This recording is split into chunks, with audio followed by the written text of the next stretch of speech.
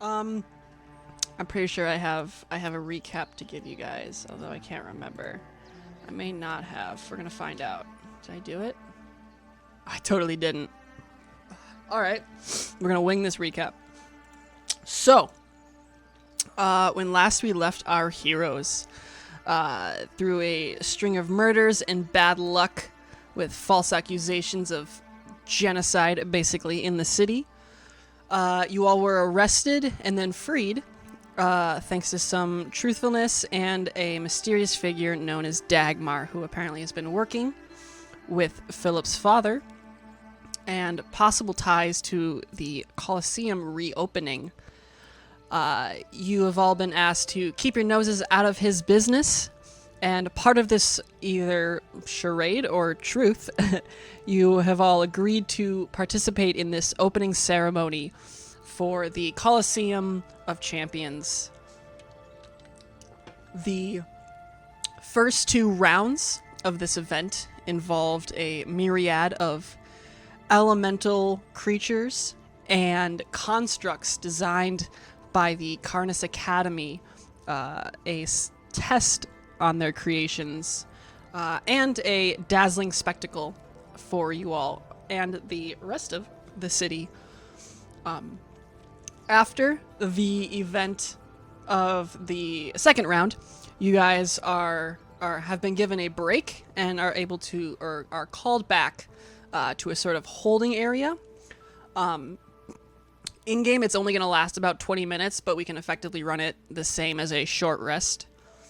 The announcer does his thing. He tells the rest of the crowd to make sure to stop by the Pizza Hut and the Raising Canes that are located in the aisles behind you.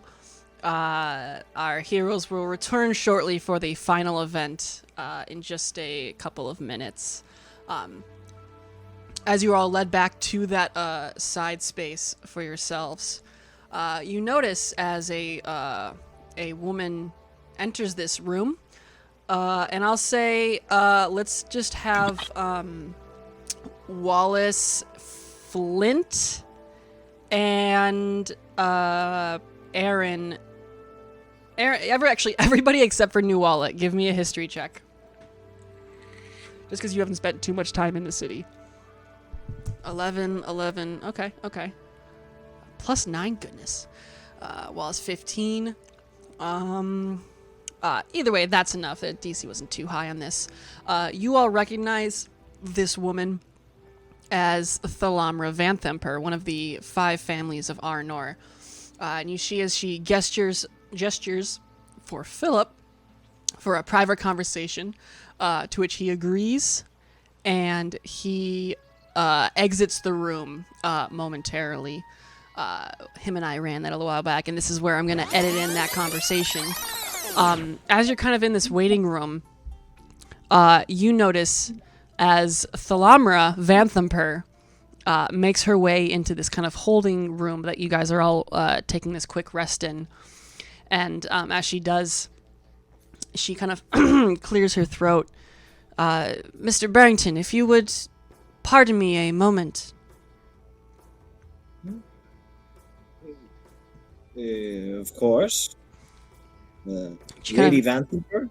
Yeah, she nods and kind of leads you out down through one of these sort of hallways adjacent to this room, until you're out of earshot of the rest of the group. She kind of speaks. She says, "I'm glad to hear and to see that your family has continued cooperation in the efforts." Yes. As far as we can maintain. I cannot speak so confidently, though, of my companion. Her face gets kind of confused. What do you mean by that?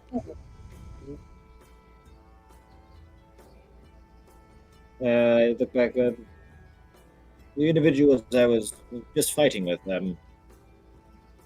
They're the more heroic types. I can hardly expect that They would be the kinds of people who would simply let a rampant, essentially mob, slide without taking action. You see as her face gets quite angry before she just shakes almost for a second, and you can see as she. I'm going to try and at least keep their attention elsewhere, misdirect them. But wait, are you involved in the organization itself?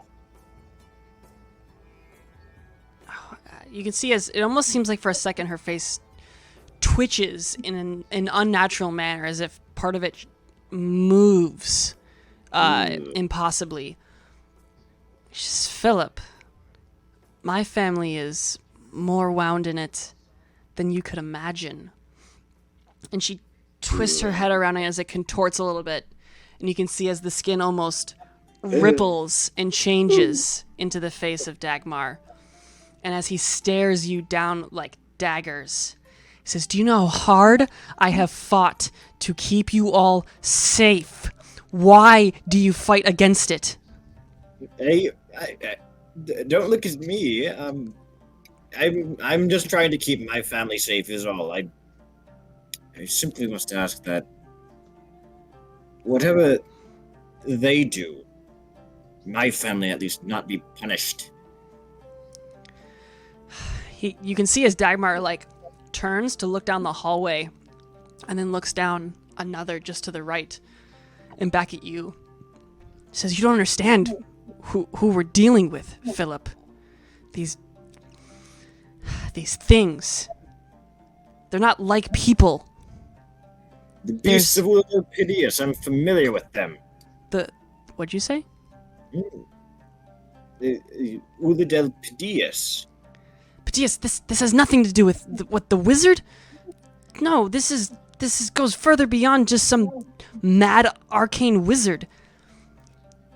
These people are going to raise this city, and I have fought long and hard to ensure that our family stays safe. Our? It kind of hang on that word. He kind of takes a step back. He says, come on, Philip. You're in this just as much as I am. And he waves his hand across his face, and you can see as again the skin ripples and contorts back to the face of Thalamra Vanthampur. Do me a favor, can you roll me a quick perception check? 11. You see as he switches from Dagmar to Thalamra Vanthampur that it's almost as if there's a face that pauses in between those two, but you're not able to quite make out what it was. Ooh.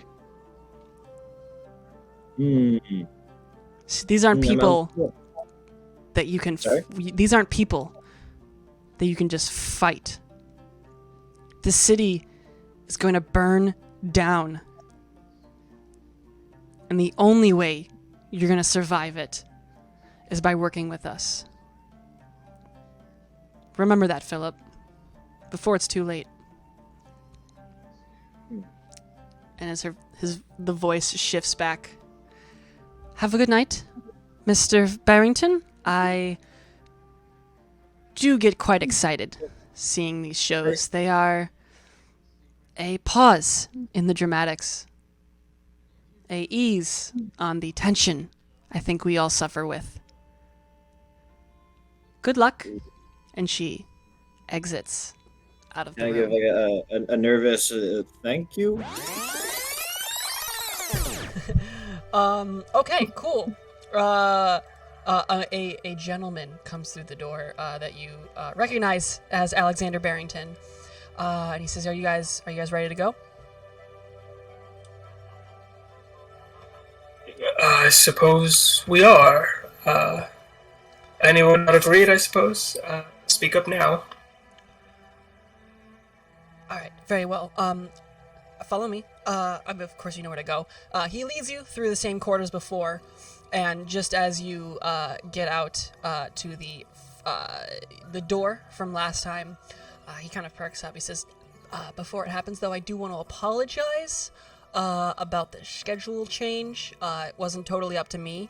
I thought we were going to get the Chimera, but apparently they wanted this one instead. Sorry. And he starts walking away. You can hear as this announcer calls out, caught not but a few days ago, high up in the mountain ranges, this dazzling creature, and you can hear then as this muffled chorus almost of oohs and ahs and screams almost of fear and bewilderment mixed together as you can hear this slight rumbling of something moving outside. He says, but of course your local Glassbreakers are more than up to the challenge as far as I'm concerned. Let's see if they can prove us right. And you hear this boom of this drum and gong as your entrance is announced. As you slowly make your way through this door, you can make out on the far end of the arena a roughly 25 by 25 square platform on the other edge of the arena. Inside of this purple opalescent cage, you can see a writhing mass of scales and wings of this black three-headed draconic creature that roars as you all approach. I can switch you all over to this side of the page. You hear a whistle blow, and a spark of energy surges towards the field, and you can see as it falls to the ground, and the creature lunges up into the air with a roar. Let's roll initiative. Alrighty. You can see as this huge creature has soared into the sky. I totally just deleted the initiative tracker. Let me just descending. At the top of the round, Philip is the first to act, though. What's Philip got for me? How high up is this creature? It's about 30 feet right now. 30 feet. And let me see how far Philip. Oh, okay. 30 feet up in the air, something with angles. Mm-hmm. So if I have Philip throw his javelin of returning, the short range is 30 feet. Mm-hmm. Does that mean it's like disadvantage unless I'm standing right below it? Does it list anything more than 30, or does it just say 30? It's 30 and 120. Yeah, then 120 is the disadvantage range, so yes. It'll be a disadvantage.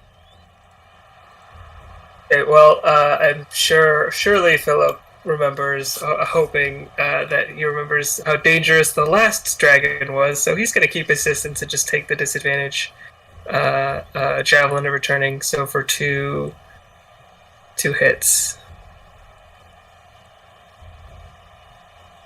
Wait, that's plus 5, so that's 20 to hit. Alrighty, yeah, 20 does hit. Although roll it again because it's a disadvantage. Oh, right. Just kidding. 20. Oof, just unfortunately kidding. will not, as it surges past the creature. As its kind of legs and arms are all this waving mass. Let's see it again. Okay. Second throw. Oh, yeah, that's definitely going to be a miss. Yeah, this second one, again, is just... This time it kind of bounces off the scales of this creature, but dings over in the ground before it appears back in his hand. Does he have any bonus actions he wants to use, or movement?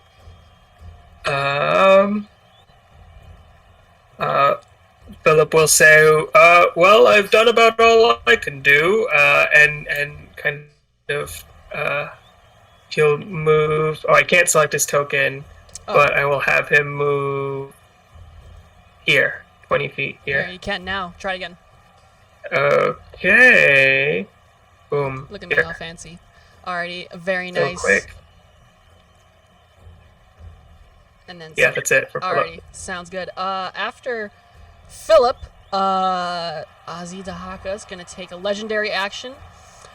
You can see as this crackle of lightning energy surges out of the creature, and you see overhead, confined though in this dome, a cloud begin to form over the entirety of the top half of the arena, almost blocking the view from a majority of the audience, particularly those in the higher seats possibly. And from those clouds, rain begins to pour, and in torrents. So currently, ranged attacks are all going to be made at disadvantage right now because it is heavily obscuring your vision. After that, we have Nuala. Okay, I will... Okay, I'm gonna run up to here as far as I can get, and then I will...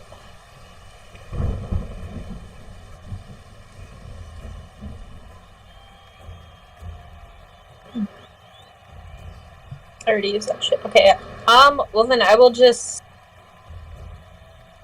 cast Sacred Flame. Alrighty, that's going to be a dex save.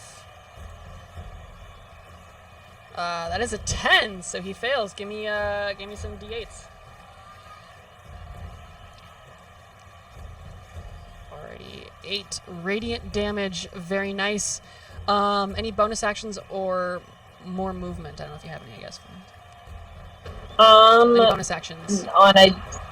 No, I don't have any bonus actions. So, that's my turn. Alrighty then. After that, he's going to take his second legendary action, and you see as the clouds kind of and centered right here in front of you, Vondel, a bolt of lightning crashes down into the ground. I need both Wallace and Vondel to make a dexterity saving throw for me.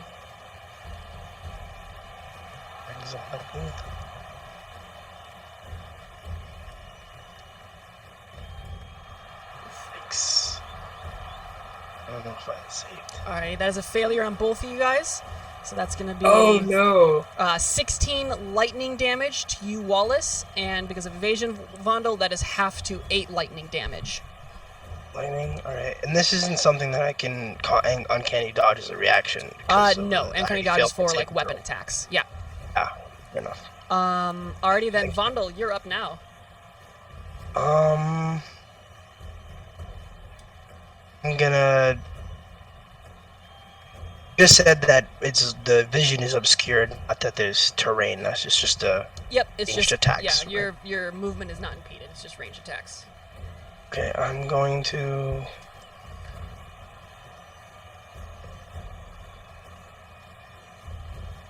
30 feet. I'm gonna move up 30 feet. Okay. And I'm gonna... And then bonus action... Ash.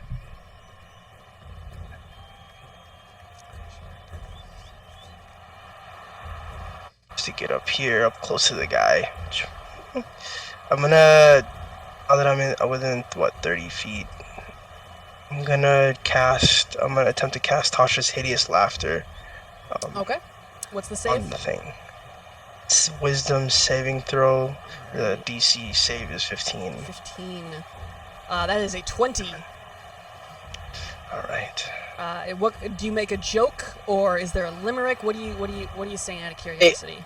Basically, I still have my owl with me. Me and my owl, who we just make fun of the heads and how one, all of them somehow look more uglier than the other, even though. Yeah, you see it in his eyes, like this, like hatred and frustration with your daring insult. But once he realizes that there's magic behind this, he steals his resolve and is unaffected. That was action, bonus action, movement. Alrighty then. We got Wallace. Flint, you're up next. as we were stepping out, Wallace is saying like, "What in creation?" And then he gets out. He's still like kind of patting the singed part of his beard as he staggers over to 30 feet back here to Nuala and says, "It might be a little bit easier if you can reach him." And I take my drum and I cast Fly on Nuala. Oh shit! Alrighty, so that's 60 I am a feet. flying giant. Yeah, Nuala is a 60 feet. flying giant. I made sure to resize that token for you. That way everybody can see that roll 20 background behind the token. Please don't sue us, roll 20. You just- Alrighty. Very nice, Wallace. Any bonus actions? I will also inspire Flint. So you see Wallace kind of trundle up behind giant Nuala, and he kind of like taps like the back of her ankle. It's like, "Here you go. You should be flying." Alrighty. And then looks back and says, "This weather is tough, but Flint, if anyone can hit him, I know you can." Alrighty, very, very nice. Alright then, Flint, you're up. What do you got for me? Okay, am I still under the effects of Fly? or not? No, that was, Fly lasted about 10 minutes, so that ended during your short rest. Okay. That works.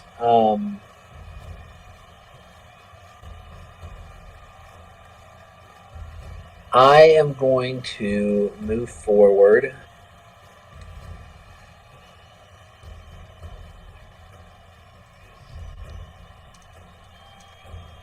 To here, that is 40 feet. So would I be within 60 feet of the creature? Yes. Alright, I'm going to cast Fairy Fire. Alrighty, we got a dex save then. Dexterity. That is a 25, my guy. You see as this kind of glitter goes bursts around it, and it just weaves out of the way without too much of an issue before it fizzles away. Turns into a blur for a second. Yeah. I tried. For bonus action, I'm going to cast Hunter's Mark on it. Alrighty. What do we got here? Does that get into the 2-spell thing? No. Oh, it does. You have already cast a leveled spell. So next round, though. Okay. Sorry, thank you for reminding me. Then that is going to be it for me. Alright, and remind me, how high are you right now? So, So high.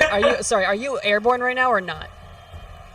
Oh no, you're not flying. What am I talking about? No, Ignore me. Flint's not flying. Flint's not flying. I've leftover Okay, remnants yeah. apparently. Alrighty, now it's time for Z.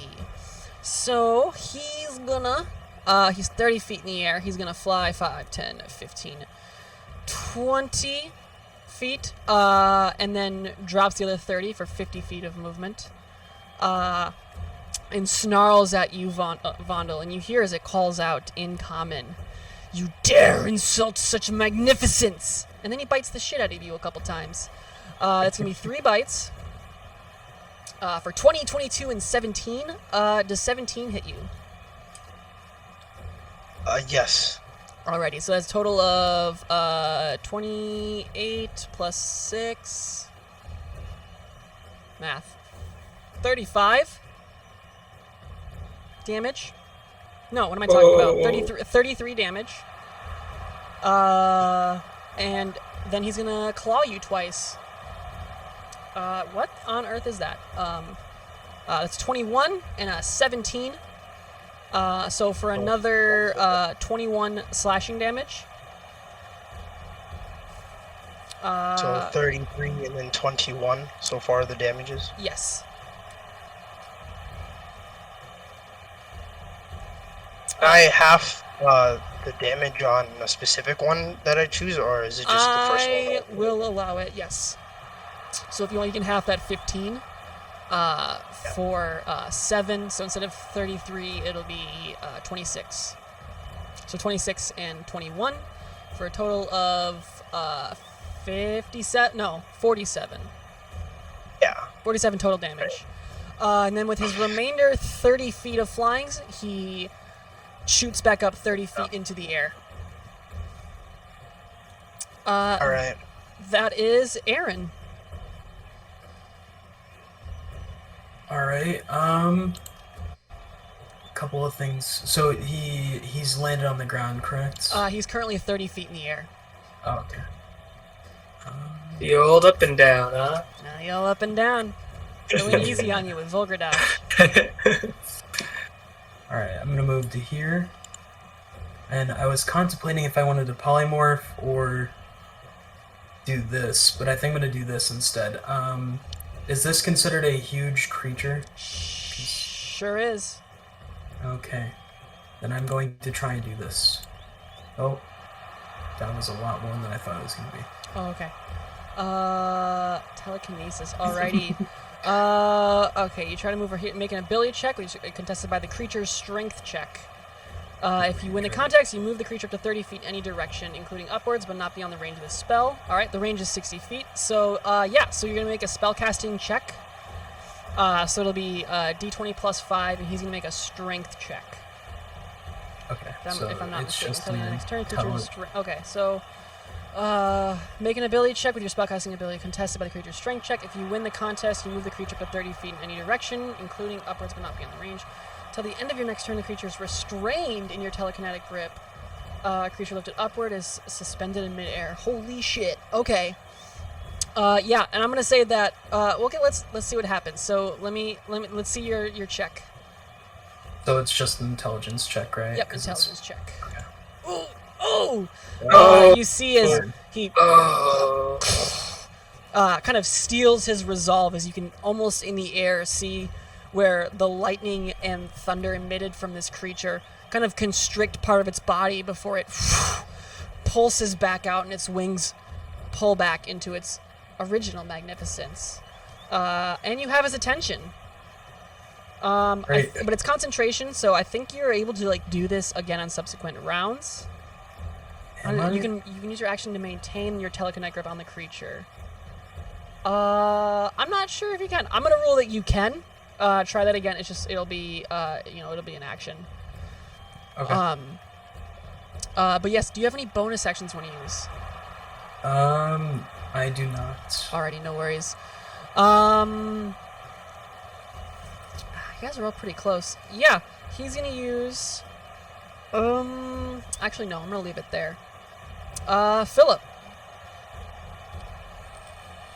What's Philip got, Wallace? Philip, I think, is. He already used his chromatic orb, and so he can't use that again. So I think he's just going to use the. Let me see. Attack. We'll use. We'll just use his javelin attacks Alrighty. Let's see him. for now. I will take this moment to remind you guys that you do have some favor with the crowd that you are able to spend for certain things, remember. But So that is a 17 was the low. 17 disadvantage does one. hit. So Here we go. Yeah, so roll some damage for me. 1d6 plus 1. Because he's not a strong boy, he's a dexterous boy. 3 Big damage. 3! Nice. Yeah, you see as the javelin surges through the air and nicks a couple of scales off the creature. That Roar is very frustrated. How dare you mess up his beautiful ambiance? And it comes back to you. To kind of add to what you just said, Philip will make it a menacing attack. Or, sorry, a goading attack. Okay. So we'll do a superiority die, so it's a d8, and then the creature has to make a wisdom saving throw, DC 17. Alrighty. That's a 21. Well, then it is not goaded, but Philip tries to make it a very goading javelin attack. It's like, hey, hey, you! Damage You is damage. with the scales! And then hits the scale. He Well, does have a second attack. Yeah, let's see it. Yes. 18. Hey. Very nice. Yeah, give me some damage. Big 3. This Alrighty. is consistent. Damage is damage. Oh shit! I just deleted it. Fuck me. What was he at? We're gonna say it was this, because I can't remember. Alrighty. Very. You're at very 185. Nice. Yeah. This stream is like a few seconds behind. It was at 185. Yes. Alrighty. Before you delete it, I saw you delete it. I like turned over just in that second. Alrighty. Very very nice. Damage is done. And I think Philip will kind of stay on the sides, just like calling up, like, "Hey, you scaly face, over here." Alrighty. Very very nice. It's going to... Yeah, he's going to use a legendary action right now. Where does he want to put that? Actually, no, he's not. Oh, yeah. Nuala, you're up. What do you got for me? Okay, I am going to fly up and then like right onto him, and I'm going to try to get onto his back. Oh, shit. Okay. And kind of like... Okay, and I want to try to like... Well, first I'm gonna make my attacks. Okay. Alright, wait. Okay, wait. Question. Yeah. Okay. I'm looking it up right now. Yes. Okay, yeah, no, because if I was gonna try to like hit him and then like try to like grapple him to the ground or something, or like at least like kind of like. You want to grapple the dragon? Get him... Yes. Okay. Let me check something.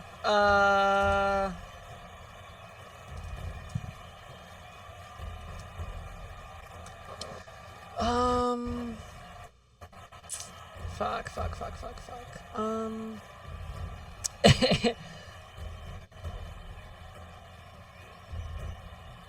Okay, so...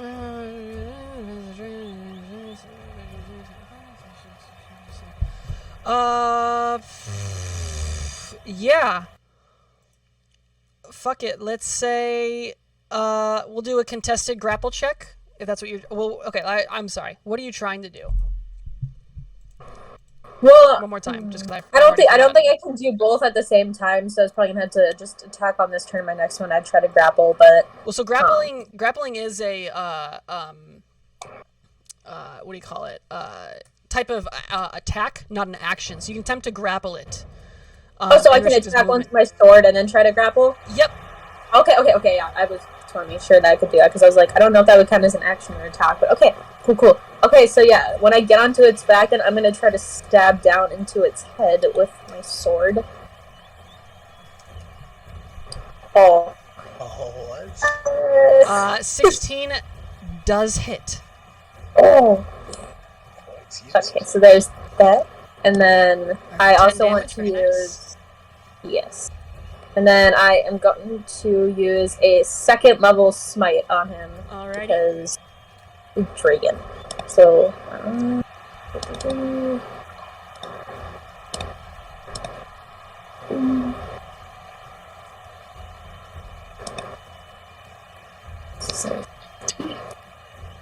Alright, 16, very nice. And then, what check is it? Just a strength check for that grappling? It's in athletics. Yes, it's athletics to grapple, and then it's either athletics or acrobatics to because it's contested. So he's going to use strength. What's he? Oh, don't roll in D beyond. Oh shit, that's not good. That's a 13. Oh. Yeah, I want to grapple him to the ground then. Okay, so you can't grapple him to the ground. Because that's impossible. You restrain his movement, so you've got his wing in like a cramp. Okay, so like he can't fly. So are we going to be falling then towards the ground? No, I'm gonna say that he's. Oh fuck! I'm gonna roll a d20 on a. We're gonna say on a 15 or higher, he will fall. No, we're gonna say at 11. 11 higher, he falls. 1 to 10, he doesn't. Okay, if this wing attack or this wing grapple knocks him down. Are you serious? So he just, you kind of have him grappled up in the air, and he's kind of keeping you guys both afloat. But he is grappled. We'll say you're somewhere around here.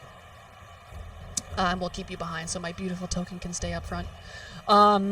That's your action, that's your movement. Do you have anything else, Nuala? This is a good looking token. No. That's my turn. Alrighty, let me, let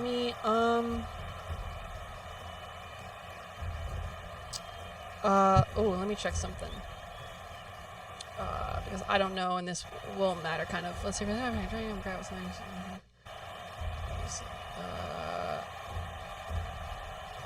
Okay, cool. It is going to use a legendary action to use its wing attack. You see as it kind of shakes its wings. Nuala, I need a dexterity saving throw from you. 17. That is a failure. That's going to be 13 points of bludgeoning damage. Okay. And you are knocked prone, which means you fall 30 feet, taking 15 bludgeoning damage from the fall.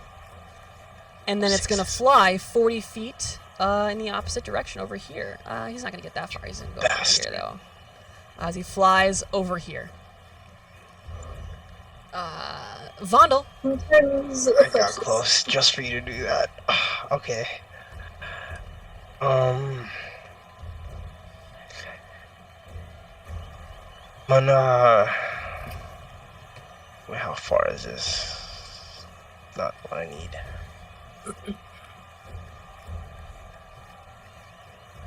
That's fine, I can shoot from there. I'm gonna do steady aim.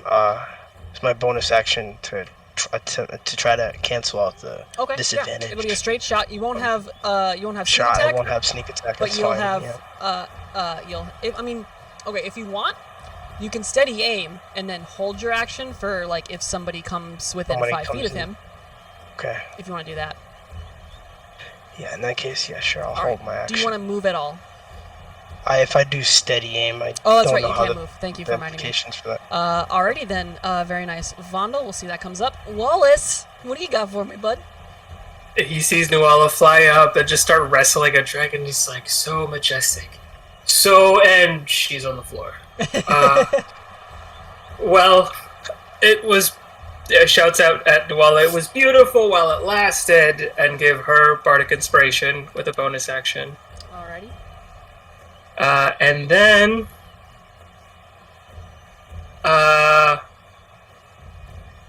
Wallace will use Vicious Mockery on the dragon. He'll look up and kind of puff out his chest a little bit. You can see he's like still shaking a little bit. And he shouts up, you call yourself a dragon? My friends are about to be dragging you out of the sky. Oh, jeez. Alrighty, so that's wisdom? Wisdom save DC 17. 17. That is a 12. He does suffer. You can see he must be a very good performer because he doesn't seem hurt, but you catch just slight kind of scowl of either frustration at the insult or maybe he's trying to hide how he truly feels. But either way, that is 5 psychic damage on this bad boy. Wallace recognizes immediately. He recognizes immediately that like something hit, and he's like, "Oh!" Turn around and just books it in the opposite direction. Just runs 30 feet straight back. He's like, "I'm gonna go this way now." Alrighty. Behind him we got Flint. All right. The giant storm cloud. Where is that at? It is encompassing basically the entirety of the top half of this dome.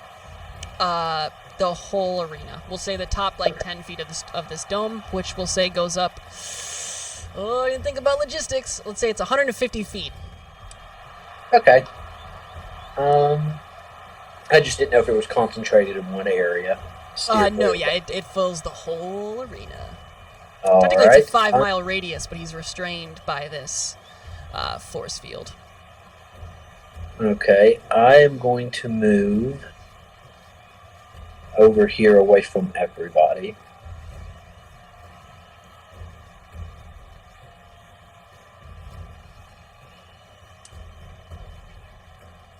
Going back here. Bonus action, I'm going to use Hunter's Mark Okay. on the creature. Yeah, because that range is only like 90 feet or something. Pretty sure you got him. And you could have done it before you moved, so. Oh, yeah, you're definitely fine. Yeah. This whole arena, you're probably good, actually. Maybe not, but hypothetically. Alright, he is marked for death. And then I'm going to... And you said the dragon is like purple in color? It is, it's more, black and with, like, gold scales on its, like, underbelly. Okay. We've seen it use lightning already. I'm going to charge my bow with... We'll go with good old fire. Alrighty. Let's see some attacks. And remember, these are at disadvantage. Yes. Turn disadvantage on. And 22 still hits. Can't stop Flint. For 14 damage, plus a Hunter's Mark, plus Gathered Swarm. There's the damage we were waiting for. Alrighty. and then my second attack. 14 though. The first shot fires and impacts and blows off a majority of the scales, especially on its underbelly. You can see this skin that's glistening underneath it, though, now badly charred. The second attack, it sees where you're coming and it swerves. And I use my just out of the bardic way. inspiration. Absolutely, you can. No matter what you roll, you will hit, though. So, Okay. but roll it anyway because there is that adverse. It does like extra damage, if I'm correct, on a to hit, right? It makes a charisma. No, sorry. Constitution saving throw. Oh, okay. He might be if- fine though. Let's see. What Yeah. is it I have to roll? D8. If I'm Yes. correct. Okay. I'll make the con save now. 25. Yeah, it's fine. It explodes next to it, but it doesn't do anything. Yeah, it just kind The of little absorbs mote this travels energy. with the arrow. Yeah. Yeah, this moat of energy. It seems attuned to this. But 8, yeah, pushing up to like 23. Yeah, you're good. Or no, 22. But still, it hits. Oh yeah, for another 10 damage. Plus, let's see that Hunter's Mark. Oh, yeah. I don't know why I'm pushing you for all this extra stuff. 1. That's all right. Every damage counts. That's yeah, right. it's starting to look a little hurt. It doesn't appreciate that. Anything else from Flint? That is it. Alrighty, yeah. Turns out he doesn't appreciate that at all. So what he's going to do is he's going to fly 5, 10, 15, 20, 25, 30. Get himself right there. And he's going to drop down, of course, the 30 feet to get right next to Aaron. And you see as it opens up its 3 maws and this ball of light you can see starts to glow in the back of each of its throat. I need all of Aaron, Wallace, Philip, and Flint. Can he hit? I don't know how much a cone works. Let's see if it works. I don't think it's gonna. No, it's not gonna. I was gonna say it doesn't hit Vondel. Well, fuck it. We're gonna find out. I need you all 3 to make dexterity saving throws while I figure out how this cone works. Animate, not tokens. No, spell token maybe. No, I need a So breath. would my ready to action? Yes, it does technically go off. go Give off, me or that is it attack. all the way around? Yes, you are 100% correct. Give it to me. It's just a straight shot. Where the fuck? Okay, here. We're just gonna say it's this. All right. It's fucking huge. Wait. Whoop. Got equal damage for sneak attack and my regular. I'm gonna say it doesn't hit Vondel. Yeah, no. It might, but we're gonna say it doesn't. Okay, so from Wallace, okay, so Philip succeeds. Wallace, that's a failure. Flint, that's a failure. Aaron, that's a success. 23 does hit for, ooh, nice, 26 damage. That's a hurtin'. Alright, so I'm gonna roll this damage. Where is it? Does this do it? Nice. Alright, so that is to Wallace and Flint, that is 14 bludgeoning and 22 lightning damage. For Aaron and Philip, that is 7 plus 11, so 18 total damage, bludgeoning and lightning. Because nobody's resistant to lightning right now, if I'm correct? Can I use my reaction to become resistant to lightning? Is that a thing you can do? With absorb elements, it is. Oh, absorb elements, then yes, 100%. Excellent. Yeah, you can absorb elements this, absolutely. That will give them, yeah, so that'll be only 11 lightning damage, chopped down to half, which is 5 lightning damage, and then 7 bludgeoning. It does not make me resistant, my bad. I have to roll to see how much it negates. Absorb elements? Like the spell? It's a d6 per Oh, is it level. like is it a wizard thing? Yeah, Or are you talking about the spell absorb elements? Oh, so the spell absorb elements, you immediately Yes. gain resistance to the damage, and Yep. then their next melee attack has like a d6 of that element added Yeah. onto it. So if you like slap it, you also do a d6 of lightning. Yeah, so you do Alright. you do have you do take the full half because you are resistant to this lightning, not resistant to the bludgeoning, unfortunately. But that's fine. That is his turn. He, of course, though, is going to. He used what, 40 feet to get over? That sounds about right. 30. He's gonna fly up 10 feet in the air. Yeah. Oh no, Ooh, and fly I am- fades. I'm one short. Oh wait, hold on. No, because they're. Oh, it is a single source of damage. So yeah, 20 it was- plus. Yep. total All was right, like so 36. Fly fades. Oh, nice. Good for me. Fly fades. Oh, by the way, Wallace, you were right here. We got 5, 10, 15, 20, 25. You can't go back any further. You are pushed back 25 feet, and you are knocked prone.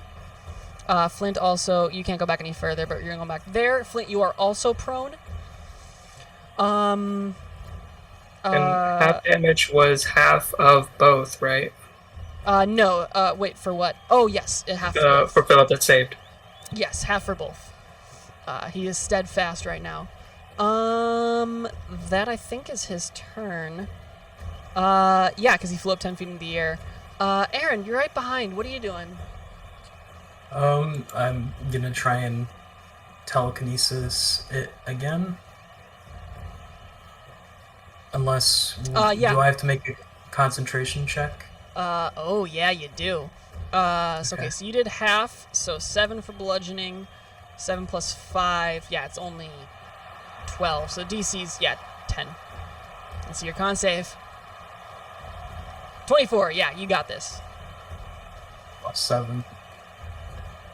Very nice. Alright. Yeah, you said you want to try to grab him? Yes. Okay, All there right, you go. I'm gonna scroll up to read this real quick again.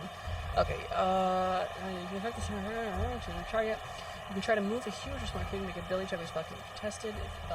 Ability check. If you're, oh yeah, it is an ability check. Alrighty.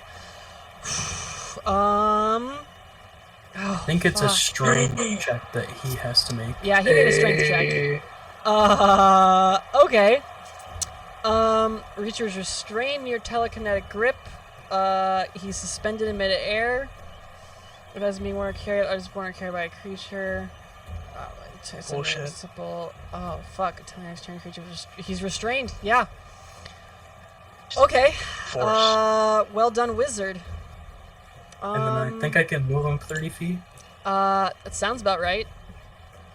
Oh my god. Alright, I'm gonna move him 30 feet to the right. Okay, yeah. Move him towards them. Oh, what am I doing? So like this.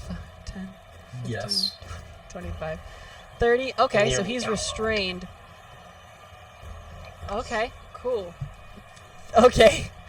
Okay. Sounds good. Anything else from Aaron then? That is it. Alrighty, Philip. Philip is going to say, well, that was not nice at all. And he's going to, I think, finally activate his swords. Okay, cool. He had one more charge on those, and He can make it, right? He can make it. He's gonna run up and just start snicker snack. Let me see. So first attack is a +10.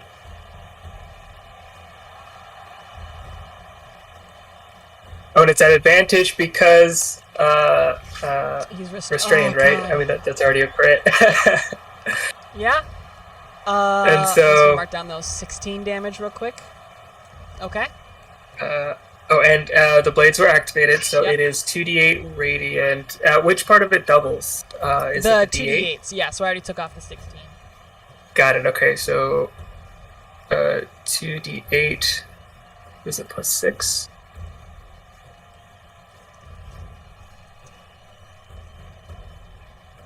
Okay, so 11 damage Very nice. on top of that, and then another hit. Yeah, 15 hits. Wait. Advantage for the crit. Okay. Okay, and so then 2d8 +6. Another 11 damage. Okay. Those are some samey rolls. How is it looking? It's looking real hurt. You can see a lot of its scales are broken off, and you can see sections where it's bleeding and where Philip's sword has cauterized as he is charging in on this creature. And he does have a bonus action attack, remember. Oh, yeah, he does. So that is just... It's the same attack, right? Yeah, the same attack because plus of 10. his aids and stuff. Fuck. Yeah, 26 hits. Alright, and it's still 2d8 +6. Okay. Philip will also add a... we'll do another goading attack. Okay. So wisdom saving throw is 17. And add... 13. Okay. He is going to use a legendary resistance. You can see as it... as Philip stares and kind of gives this kind of command almost charge of, fight me. And you see as this creature's eyes all kind of narrow down and the three heads convene, focusing on Philip before they shake, and you can kind of hear it calls out, "I will kill who I wish," as he uses his legendary action, or legendary resistance. That is another 5 damage, very nice. Fuck me. That was a good crit. That is a good crit. That was a big crit. Anything else from Philip? I think that is it. I already used a bonus action, so no more of the other things can be done. But yeah, that is it. Alrighty, Nuala. Okay, I am just going to... Actually... Go ahead.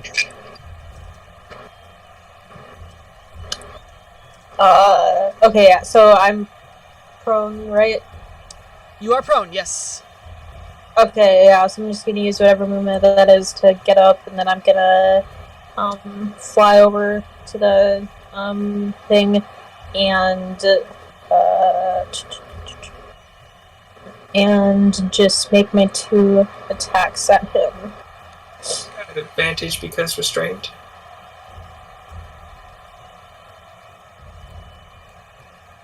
$27, $23. Yeah, those both hit. Okay. Okay.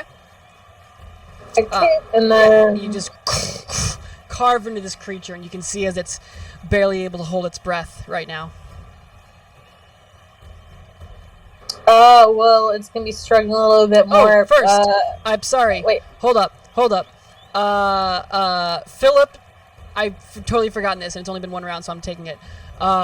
Philip cut him 3 times, so that is... I apologize. Each time you cut this creature, you can see as almost like his blood coagulates and grafts and tears at Philip. That's 16 piercing damage on Philip, and 8 poison damage, as you can see, as it begins to kind of rot and corrode his skin. For you, Nuala, that is 5 points of piercing damage and 4 points of poison damage, as the same as for you, as you cut this creature and you can see as the blood sprays the field, and where it doesn't land on the sand in front of you, it lands on you and your armor, as you can see it begin to corrode your skin and burn. But that was your 2 attacks. You have anything else you want to give me?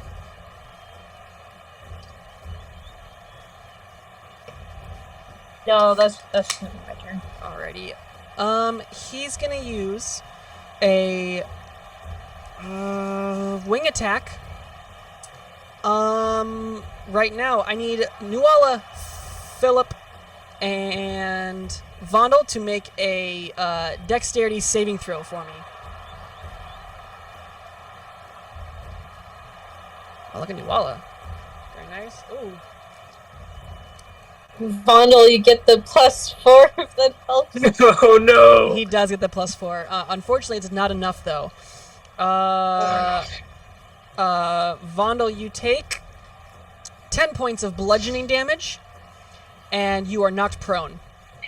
Unfortunately, you can't fly. Does evasion still because- work if I roll a natural one? Evasion is for dexterity saving throws. Yes. But this is not a save and take half. It's just save or take damage at all. Sure. So All right. it's full 10. I'm you are at knocked prone. 7 points. Alrighty, what you got for me? Philip was like recoiling because of the blood. I was already like, oh, ew, filthy. Yeah, and Philip's already because kind of of that, distracted. he's like, Very oh, on get point. off of me. Exactly. But yes, you are knocked prone at the beginning of your turn, Vondel. As you can see, as the creature's its wings kind of shoot out, but are still kind of constrained by this telekinetic hold that Aaron has on the creature. No. Vondel, what do you got? Just a quick question, Yeah. because I'm a little curious. When it's talking, it talks like in common out loud? Yep. Okay. And as far as we know, all the monsters that we fought, the couple that had talked was the other Vulgardash, even though it was in our heads. And then Yeah, you've seen the white dragon talked, and the Coatls spoke common. yeah. Bondel right now is more worried about his safety because he's not looking good. I'm at prone, so I gotta use my movement to. Yep. So half your movement, 15 feet. You're stood up. Fine. And since I used my movement, I can't use steady aim as my bonus action, so I guess I'll just go with the disadvantage and strike at You crossbowing. from right here. Alrighty. So I got. And then 29 disadvantage. and 22. Vondel, how do you want to do this? I guess I don't even like get up. I just like from sitting down. I'm just like I'm sure this will make the crowd love me, and I'm just like sitting down, just kind of like my hand behind my arm, and just like trying to aim at it with my one hand, and then I just shoot it right through the middle head, and I'm like I whisper while I shoot it. I'm like I never liked the middle head anyway, and then I shoot from like the head, and I shoot the middle head, ending its life. Yeah, you're as you kind of stand up and you hold out your crossbow to take this shot, focusing as hard as you can. You see the arrow surges through the center head, and you notice as the left and the right heads freeze before the center head crashes, and the creature falls to the ground, unconscious and super dead. As he does so, you can see as above the clouds slowly fade away, and the starry night above it re-alights the arena slightly in this beautiful starlight glow. The crowd is roaring in excitement and glee as the creature lies slain at the ground. And you hear announcer call out once more. Ladies and gentlemen of Arnor, we have the Glassbreakers. And the cheering goes wild and crazy. And you can see as over to your left, the doorways to exit the arena open up. Wallace is still face down on the floor from where he collided into the wall. It's just like he looks up, sees the dragon is dead, and kind of starts like inching his way slowly, like pulling himself along the floor, before slowly staggering up, just like making all of the pain noises, limping a little bit, hamming it up. Yes. I guess Vondel would be just like admiring the, the fame, feeling it, wanting to savor it. So he's just like, screaming out loud, I'm like, yes, it was me. I just like kind of takes majority of the credit. He's like, yes, I slayed beast. It was I. And I just have my hands up, just like trying to match the energy of the crowd. Yes, there is a ruckus applause, and you can make out quite a few names calling out Vondel, Vondel, Vondel in the arena. The other of which are calling out. You can hear Glassbreakers, Glass. It doesn't go as smoothly, but they're chanting it. And with that, you guys are all able to are escorted out of the arena. Go ahead. Before I leave the arena. First off, how big is this dragon compared to the white one? It's about the same size. How long would it take for me to get one scale off of this dragon? It's gonna be a prying thing. I just want one scale. Give me an athletics check. Well, you did say to that one of his arrows, like the thunder arrows, they blew some scales off. Absolutely, yeah. There are a plethora of scales. You are 100% correct on the ground that you're able to pick up if you want. Okay, I'll pick up one. Absolutely. But yeah, eventually, unless anybody else wants to stay in the arena currently. No, does anybody look hurt, like, right now? I know I am, but is anybody else, like, looking really hurt right now? Yeah, as soon as, I go into, the little, I guess, while we're getting escorted back into out of the arena, I immediately just collapse, because I am super hurt. I was just waiting to get out of the crowd, just so that no one would see me, collapse. But it sounds like Vondel's hurt, Nuala, yes. Yes. I'm hurt. Okay. Flint is, halfway to death. Flint probably looks about the same as Philip, but Wallace is probably not as hurt as Vondel, but still looking like he's clutching his arm, and his beard is all dirty and scruffy from rolling in the dirt. Absolutely. I'm looking like I am about 19 hit points from death. Limping, bruised, and bleeding. You guys are able to make your way back to the waiting room, if that's what you want to go. Eventually, Alexander and his wife Eliza make their way into the waiting room, and they're cheering themselves and giving you uproarious praise of ecstaticism, if that's a word. And Alexander says, "Yeah, again, I'm so sorry of the change of plans. It exactly wasn't up to me. Dagmar thought that the creature with the heads was a little more entertaining than some of the other creatures that we originally had planned in store. And admittedly, I was a little bit worried, but I knew you would prevail. So I am more than grateful. And I will be able to get you your guys' coin tomorrow, if that works. I mean, if you need it right now, I can fuzzle around some stuff. But we had agreed on 300. Is that correct? Not aware that we were getting paid at all, but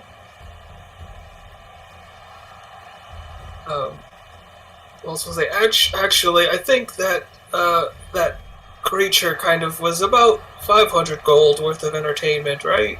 I would say at least 500 gold, yes. I would agree. Unfortunately, that is not necessarily up to me. It was, they agreed 300 for the performance. I'm not exactly, how do you say, at liberty to dish out more. That's fine. We'll take 300 gold, and we want that dragon. We want its remains. You want the creature's remains? Yes. Okay, I will talk to somebody about that. But yeah, there shouldn't be an issue. What do you want it for? A dragon is a fine meal. Oh, okay, you want to eat it. Fair enough. I don't know much about whatever these things are, but that seems fair. Yes, I will see. Where do you want it delivered?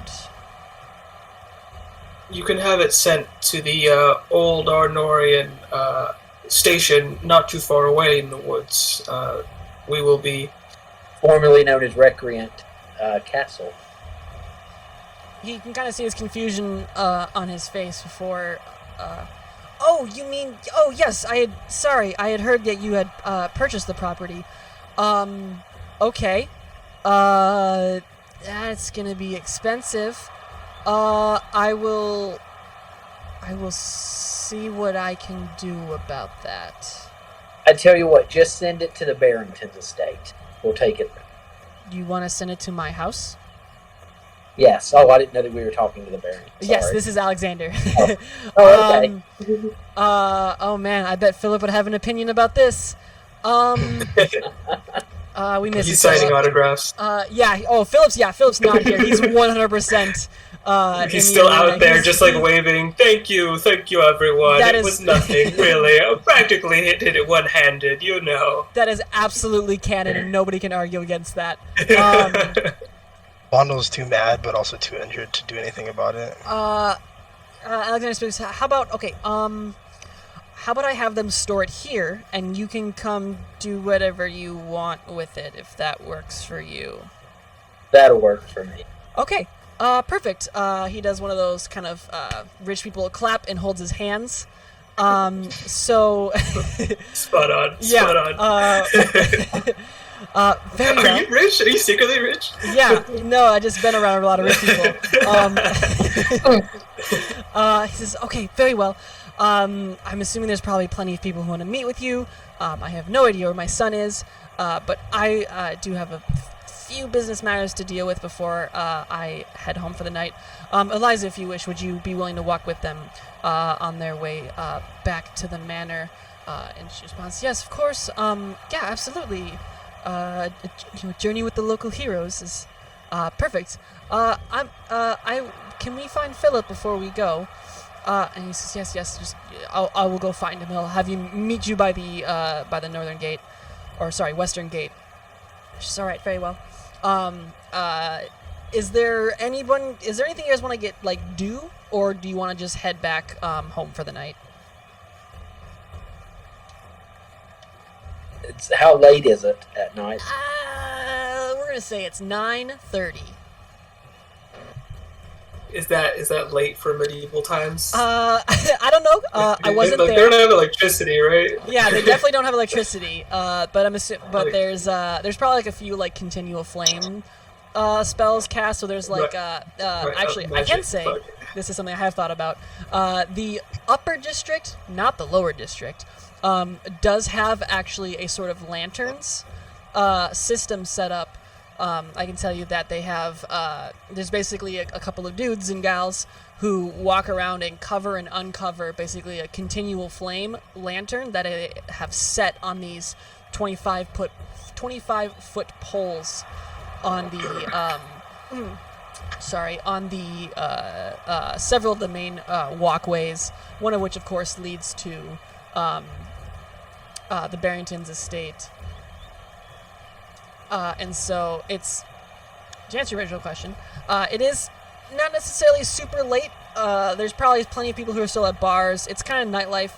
I'm going to imagine it's the general same as 9:30, 10 in real life. Like, a lot of people kind of probably are going home to bed. The old people went to bed hours ago. But there's probably a good youth group that's still out and active right now. You guys want to go to a bar and sign autographs and get free drinks? You haven't had free drinks. Wallace says, I could use a drink. Kind of still coughing up smoke from the electricity. Here, Vondel, you don't look so good. And I'll cast just a first level Cure Wounds. Use that last slot for Vondel. Just as I kind of like go up behind him and help put his arm around my shoulder and kind of support him as we leave the arena. He gets healed for 10. Alrighty, very nice. Okay. Yeah, you guys are, as you're kind of saying this, Eliza says, but you're still gonna, like, walk me home first, if that's okay? Well, I assumed you were coming with us. You see she pauses. Make a persuasion check. This is gonna be a high one, but make me a persuasion check. I'm like, come on, Wallace, you don't want to... assist. He's like already pulling out the bottle that he had stashed. He like stashed it under the bench in the locker room before they went out, and he's like now pulling it back out as he's going to Vondel. He's like, huh? You don't want to hang out with the person who killed the beast?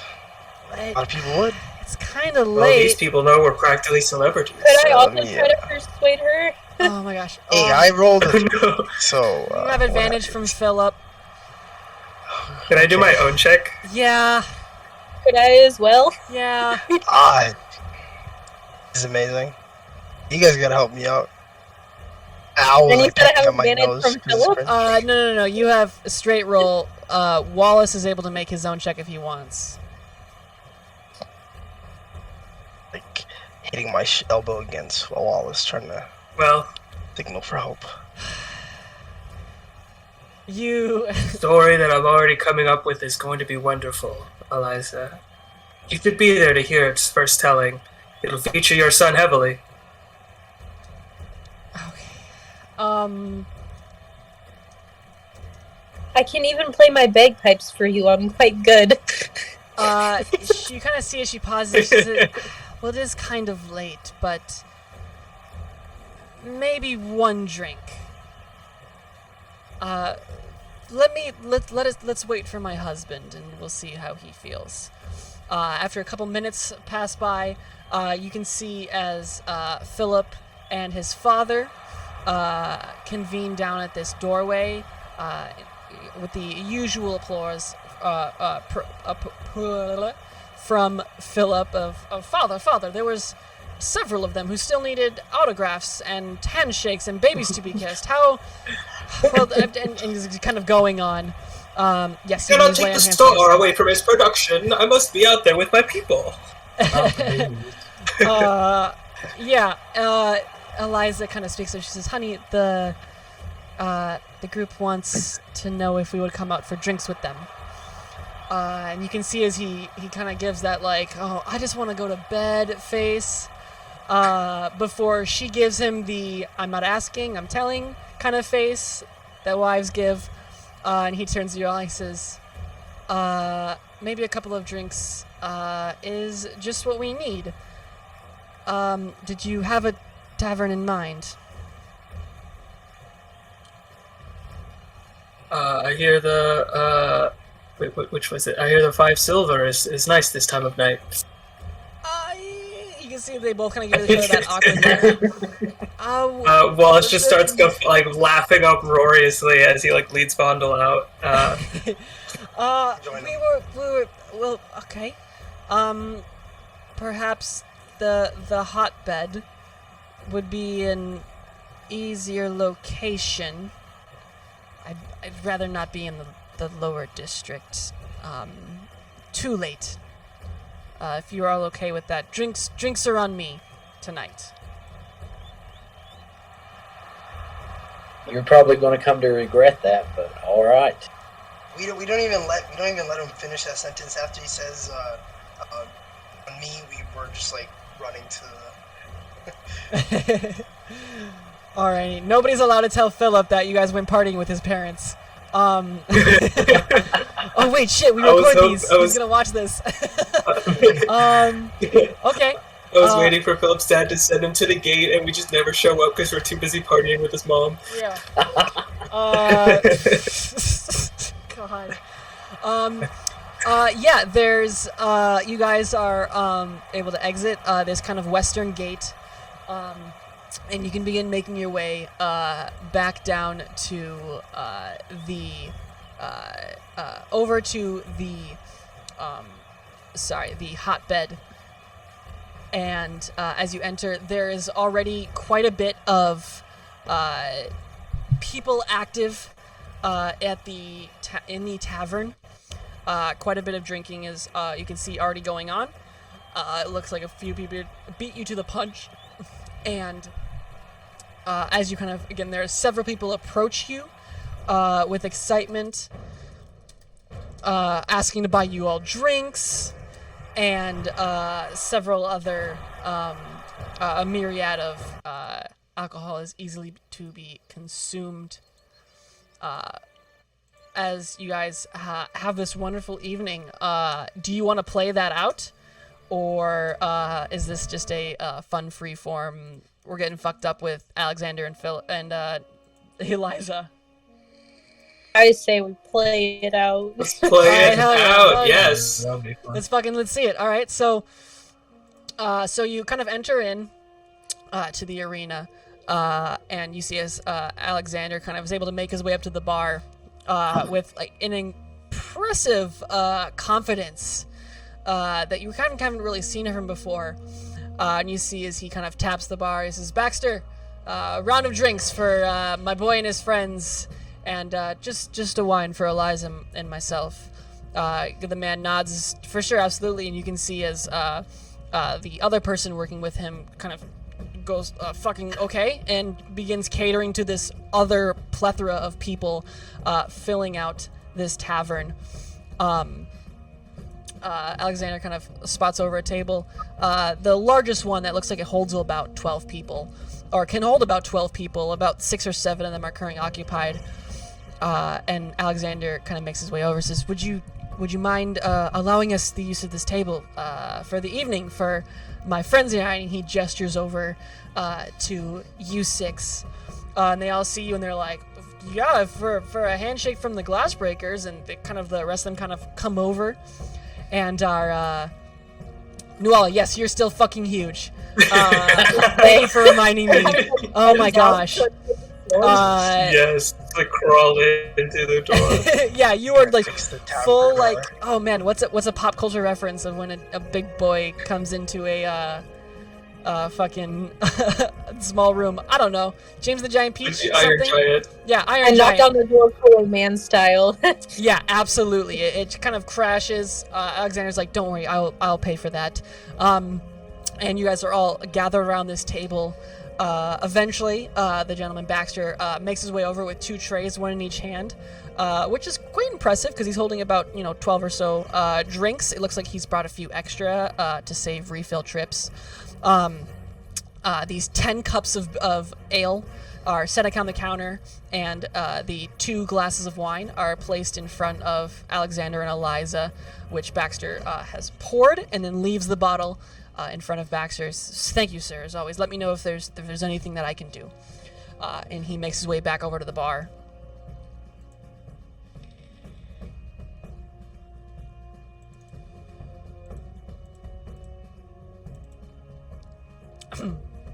Eliza kind of speaks up, says, so the yeah, I'll let you know when you're short again. Eliza kind of speaks. It's just so you called it a dragon.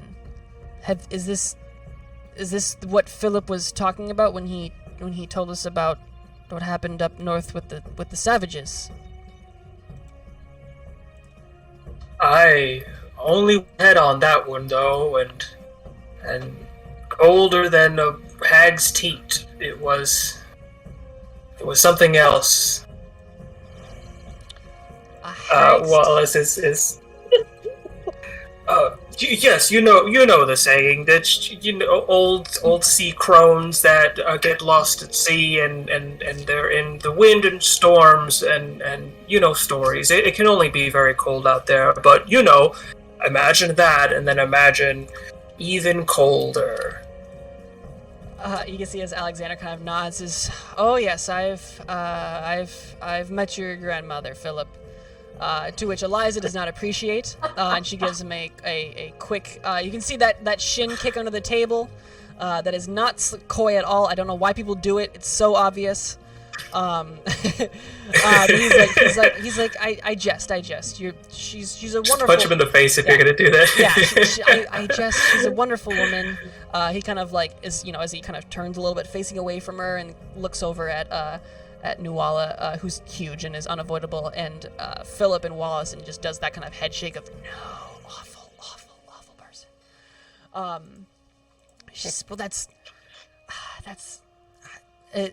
Eliza speaks that it's amazing to have that you've. This is just what you apparently are doing nowadays. It's scary times, but. At least we have a group like you.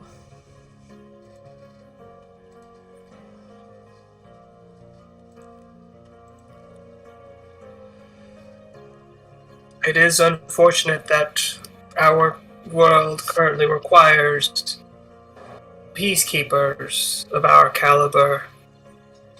It is my hope that soon we won't need this level of feats of strength and bravery against such creatures. Who knows, perhaps we may find some that come with their own levels of intelligence and compassion, that we may cooperate as creatures under a single cause, but maybe that's being a bit too hopeful for now, as he kind of takes another swig and says, another one, please. He's already kind of starting to feel himself. I'm assuming then you've made your way through the other 4 spares on the table.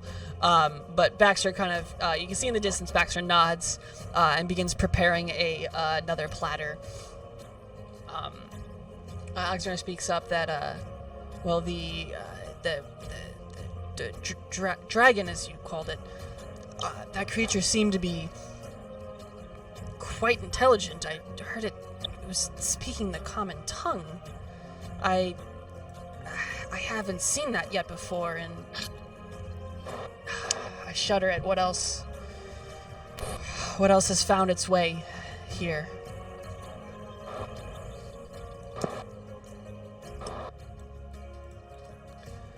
But no need to tarry on that tonight. We celebrate to the Glassbreakers, and you can see as he raises his goblet up to meet you all for a toast or a cheer.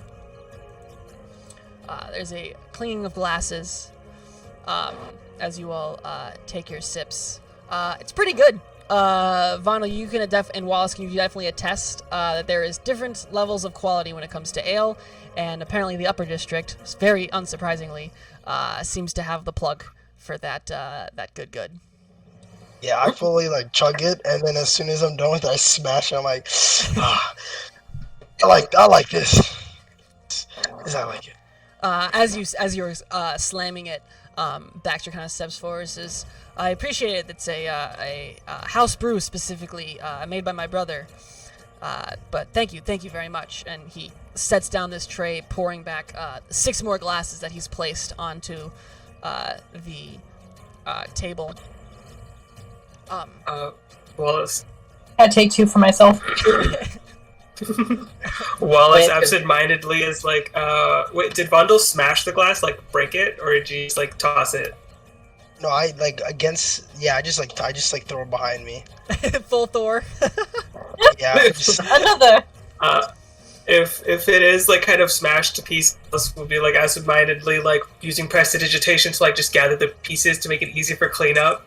While he also looks at the guy bringing the drinks, and he's like, look, I want you, and he points his prestidigitation finger and kind of wind just whips the guy's face for a second. He's like, "Oh, sorry. I want you to keep bringing drinks until you see the big lady really drunk.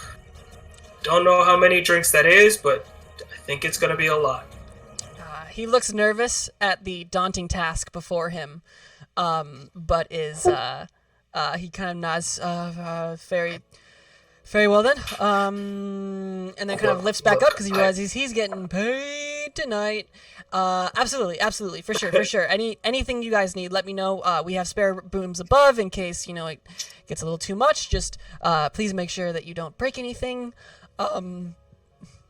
At which point I should ask, Nuala, are you just sitting crisscross on the floor to be able to adequately sit at this table with everybody, or how is Nuala sat? Yeah, I'm going full crisscross applesauce in the middle of the bar. Okay, that's what I thought. I just wanted to make sure. Yeah, so these still above everybody's head level. Yeah, these beers are basically shots for you. So you're able to pound through them quite quickly. I was gonna say, just because Vondel's feeling himself tonight to the point where he wants to get a little coin himself. Did he say he was getting paid verbally? He said out loud? No, it was it was more no. Why would I know this? That he would be getting paid just because. Oh yeah, absolutely. I mean, he's the owner of this bar. He's definitely making money right now.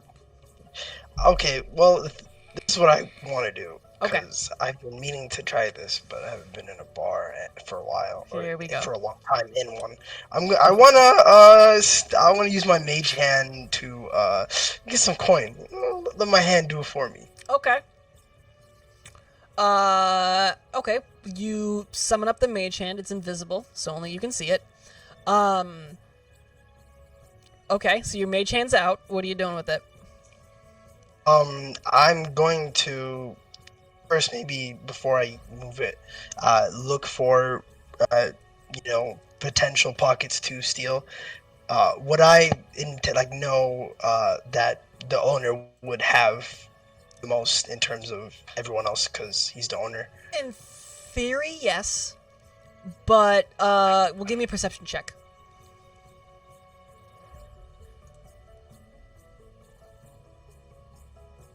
That's what I thought too. You don't see any coin bag or anything on his person right now. All right. If I can, then I'd probably just try to take any visible coins or bags of coins near the on the table if anyone's leaving it. Give me a perception check. Give me another perception check. Yes, probably. 17.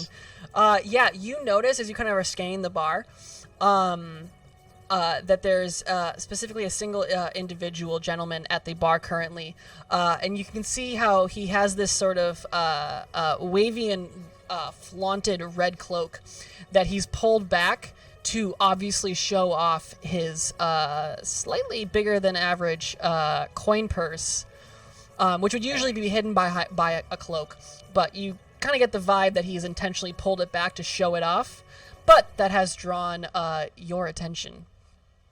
Well, we all know what happens when people show off. Yeah, I attempt to swipe it. Yeah, it's almost not even worth rolling, but let's give me a sleight of hand check. Okay, 15. I rolled it. Fucking even with the 2 plus 13. Oh my gosh. Yeah, you notice. Actually, probably. Let's see. Is anybody's passive perception higher than 15 besides Flint? No. Okay. Let me ask this question. Flint, are you actively watching Vondel for any odd reason? Absolutely not. Yeah. I'm getting grilled. I figured. I just wanted to make sure. So Vondel, you kind of do your little twiddle of your fingers underneath the table, and you can see as the mage hand kind of pulls this string that has it tied to his waist before it falls, and you can see the bag that then sits in midair, and you begin pulling it to yourself before it your mage hand places the bag right into your lap. Can we say for fun though, when he's doing this, like I noticed it, but I'm like I get to, like I'm like already drunk at this point. I'm like Vondel, I know I got you. And then I like go and I'm like, everybody, I want to play you something. Jeez. Why not? Well, okay, let's And I'm still big, so my bagpipe is like so small in my hand. yeah. So let's say right here is a good point. Let's have you all roll a Constitution saving throw.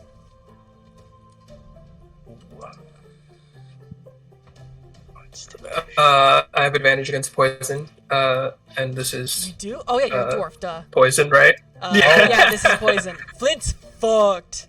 Flint. Exactly. Hey. Wallace, you guys can hold your Really can liquor. roll. I'll roll for Philip real quick. Let's see what Philip's at. What? Wait, he's at plus yeah, Philip's 7. fine. Ooh. All Oh the wow, good for decades him. of drinking. So 1, 2, 3, 4, 5, 6. Yeah. So most of you all are at a kind of a pretty heavy pace right now. Alexander and Eliza, of course, are keeping their composure and are just subtly slipping their wine. Flint. Oh, I kind of want to make you pass out at 4. That's horrible. But no. You see, you know, If Flint passes out, Wallace would definitely go up and be like, "Hey, Ranger!" Kind of slapping his face. Ranger, get up! We need you here. I'm not gonna make him pass out. No. Flint is definitely at slurred speech right now. Flint's your buddy who's like, yeah, let's go out, and like nobody wants to, but then he's the earliest to get drunk and is like the first to black out. That's Flint right now. Vondel is very surprising. Like you get that coin and down another beer. And you get that, you know, I don't know if all of you, I guess, because not all of you are 21, but you get that feeling, you know, where like the moment you realize, you'd be like, oh, I am definitely drunk right now, kind of feeling. You get that after you kind of pound this last beer with this coin purse sitting on your lap. Yeah, I'm just like, I'm too excited. I don't even see it. But Nuala, you're performing your bagpipes. Can you even play bagpipes at this size? I can like. I'm gonna. Here's what I'll say. You can make a performance check at disadvantage. That's exactly what I want. All right. Oh my gosh. Rolls 2 now. 2 nat ones. Okay. Poetic. Yes. It's so bad. Oh my It's goodness. Oh wait, technically it's 21, but I want to take the 5s. Well, yeah, you are proficient. But here's the thing: you are proficient, so technically that 21 is a 25. So with it's a 21. Dice were rolled. With a impressive amount of control and breath performance, Nuala suddenly goes into this swooning ballad on the bagpipes, and it kind of does this kind of sway that suddenly has the entire bar captivated. But then you can see as she starts to shrink back to her normal size, and this is where the natural 1 will come into play, we'll say, as you then kind of struggle to like keep a hold of the bagpipes because they're now just getting bigger in your hand as you shrink before it and collapses to go with this kind of noise as the bag deflates on the ground, and you're able to pick it back up, depending on how you want to feel. Maybe embarrassed, maybe not. Oh no, I'm taking a bow after that. I think I did amazing. Absolutely, that's on par. Wallace, I'll follow that. I'm like, I've been practicing, guys. Wallace, like during the performance, Wallace, like it caught Wallace's attention. He went and like sat crisscross, like in front of Walla, maybe like 10 feet away, and was just like, you know, swaying, captivated by the music. And when the performance is over, he's the first one like up, standing up on a table and just clapping, using prestidigitation to make it like sound like an audience. Absolutely. When I'm done, I drunkenly dedicate it to Wallace. I'm like, this is for you. There's a few after which a couple of more people kind of begin to approach the table, and kind of some of them start harassing you guys a little bit. You see as a few of them kind of drop some, they're like looking for like a hat or something, and a couple of copper are just kind of placed on the table in front of you. We'll say you get you get 13 copper pieces. As several people kind of make their way over and applaud your kind of performance. Baxter kind of makes his way back over with, I'm assuming, what is needed of a second tray of beers for the group, and then he, of course, exits again. When Nuala dedicates the song to him, Wallace is like the mirth and happiness on his face is just like the drunken happiness on his face is unrivaled. Absolutely. I notice it, and I quickly say, I'm like, hey, looks like we're all getting coin tonight. At this point, you all notice as a voice kind of speaks up, asking, may I join you? And you see that a diem has made his way into the tavern. Clint just yells out a DM real loud and just stumbles over to him and gives him a drunk man hug. Yeah, he kind of gives you that oh good, a drunk person's hugging me hug back, where he like pats your back a little bit. I says, it is good to see that you are celebrating your victory. But yes, very well. And he sits down in between Alexander and Aaron. And kind of looks over to the barkeep and kind of does a wave of his hand. And you can see as Baxter nods and makes his way over with another glass and another bottle of wine. He says, your usual, sir. He says, thank you. Before he makes Baxter again leaves, he kind of turns and says, I must admit, I had heard of your dealings with a similar creature up north, but seeing it in the arena was something else. I am quite impressed. And he kind of turns to Aaron. He says that grip you had on the creature. How did you do that? A lot of studying and a lot of drugs. Oh, he gives you that. Oh, okay. Kind of look. You're one of those wizards. Yeah, wizards. Yeah. Fascinating. He offers a little, like, he opens a little pouch with, like, white powder inside of it. If you'd like to try some, go ahead. He kind of looks, he says, I'm good, thank you. But yeah, he awkwardly turns to the rest of y'all. That's, magnificent.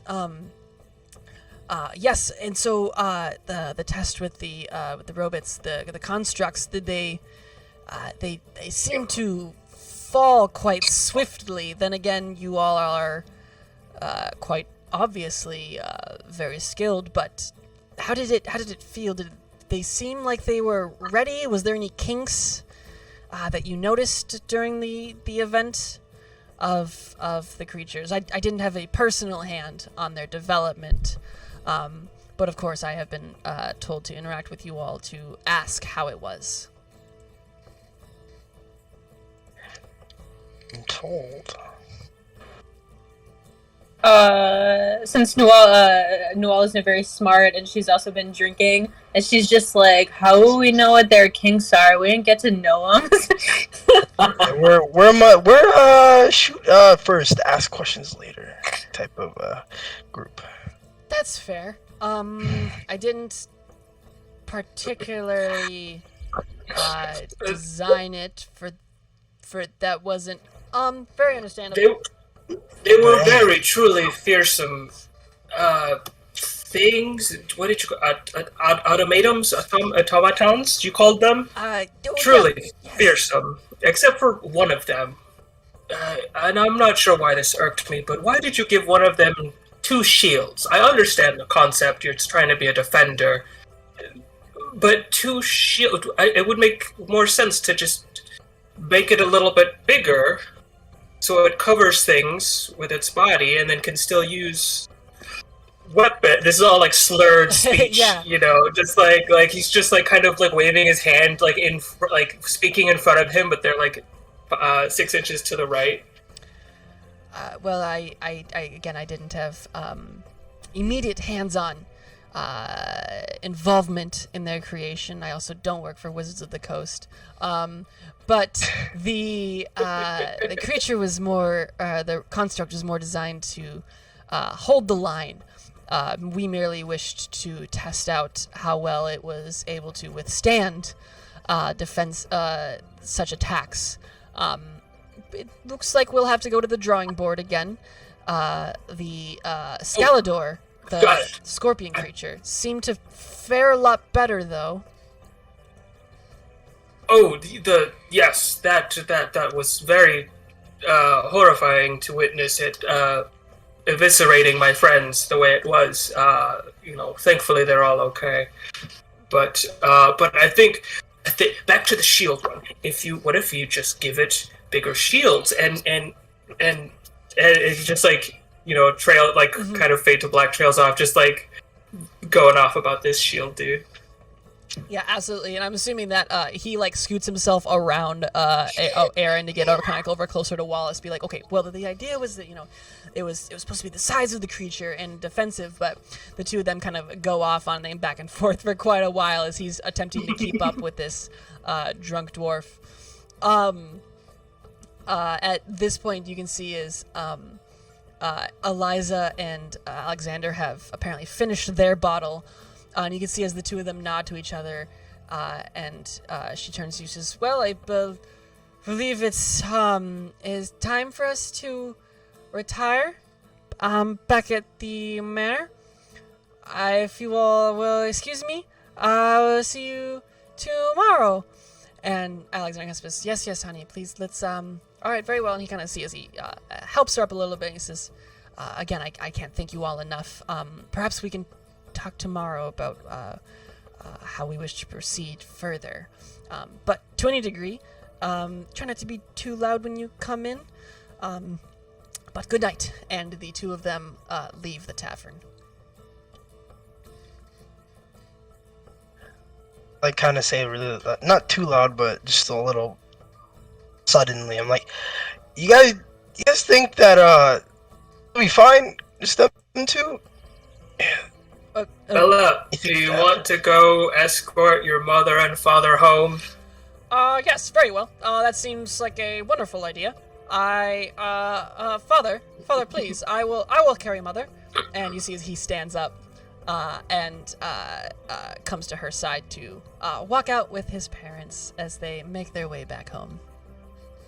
As they're about to leave, Wallace raises his drink and interrupting the conversation with a DM. He's like, "Oh, 3 cheers for the Barringtons!" And get one last cheers up. Yeah, and I'd love it if Philip gets so caught up in the moment that he almost drops his mom and he's like, "Oh, they're cheering for me! Oh! I've got you, mother. I've got you. Don't worry." Give me a performance check.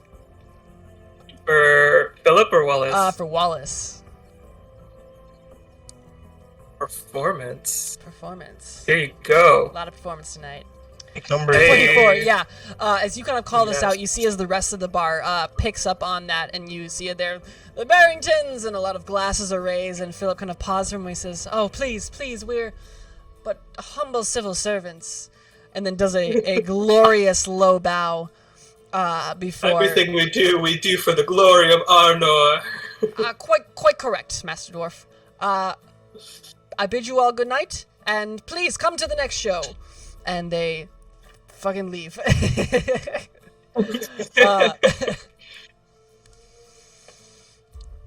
But turning back, he says, so Aaron, have you told the rest of the group on the spell we were working on together?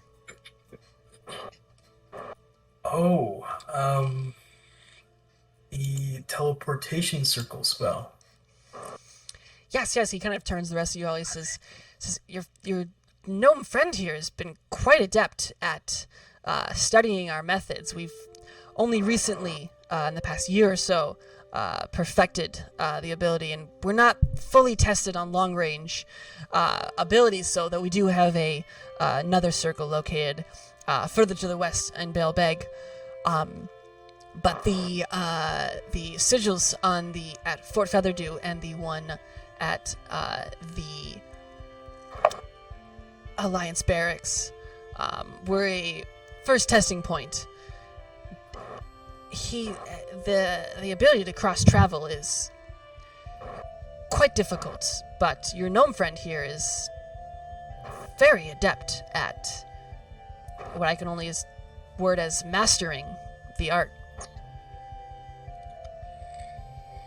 I kind of like go really close to DM and I cast Mage Hand and I'm like, look, I'm adept too. And I like kind of shush him with my Mage Hand. You shush him with your mage hand, but you're too drunk to remember that your mage hand is invisible. Yeah, and so so I just think it's... So he kind of looks at you. I don't know. What are you talking? And then he kind of feels the little wave of it on his lips. He says, "What are you doing?" Shh. And then I immediately walk away. With his coin pouch in your hand, presumably. Yeah, no, definitely. Yeah, he is very well. Turning back to the rest of you, that's a strange one, isn't he?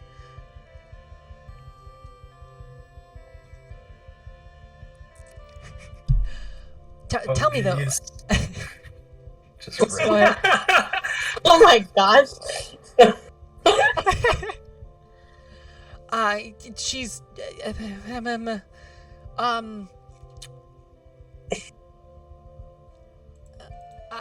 I don't know how to respond to that.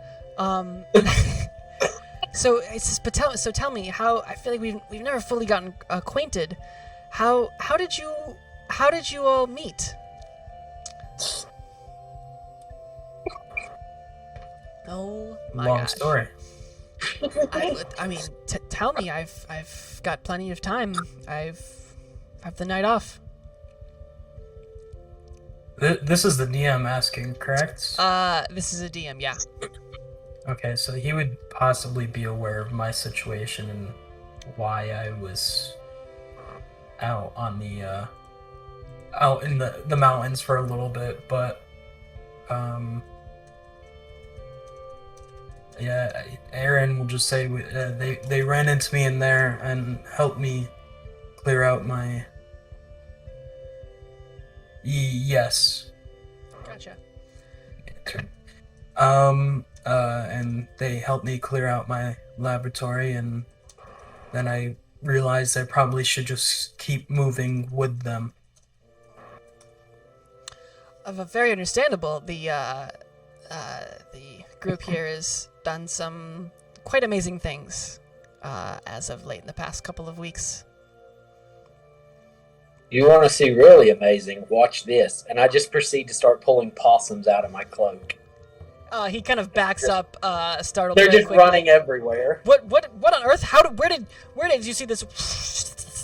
Kind of skitters all across the floor, and make the way before you see is they disappear. I'm just dead staring at him, and I'm just like, I can do this for 6, maybe 7 more minutes if you want.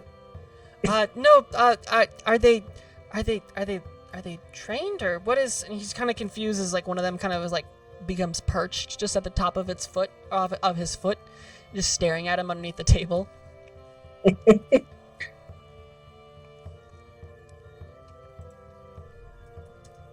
They're somewhat trained. They're also somewhat free-spirited, much like us. That's so it kind of seems as he's like locked dead-eyed with this possum that is just chilling at his foot.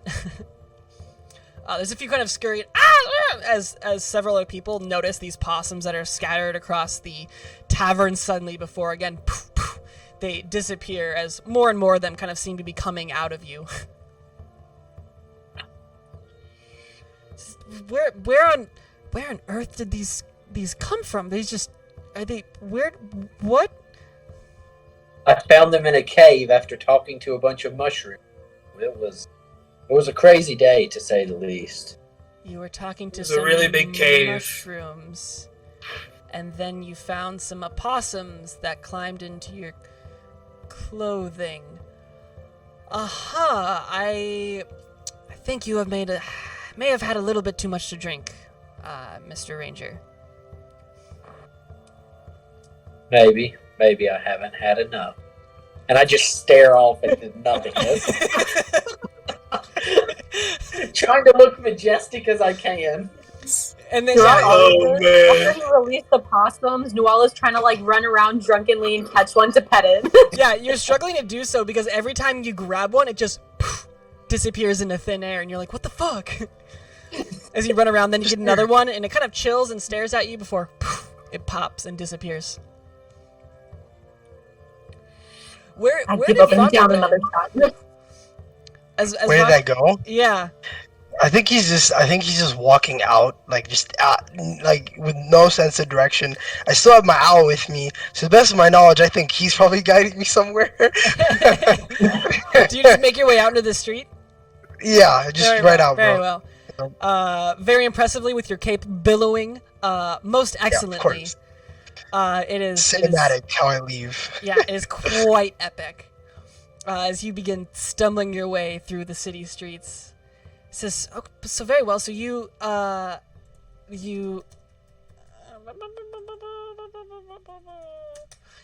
met Aaron in the what music is playing? Goodness. So you met in the caves. Where did the rest of you all meet?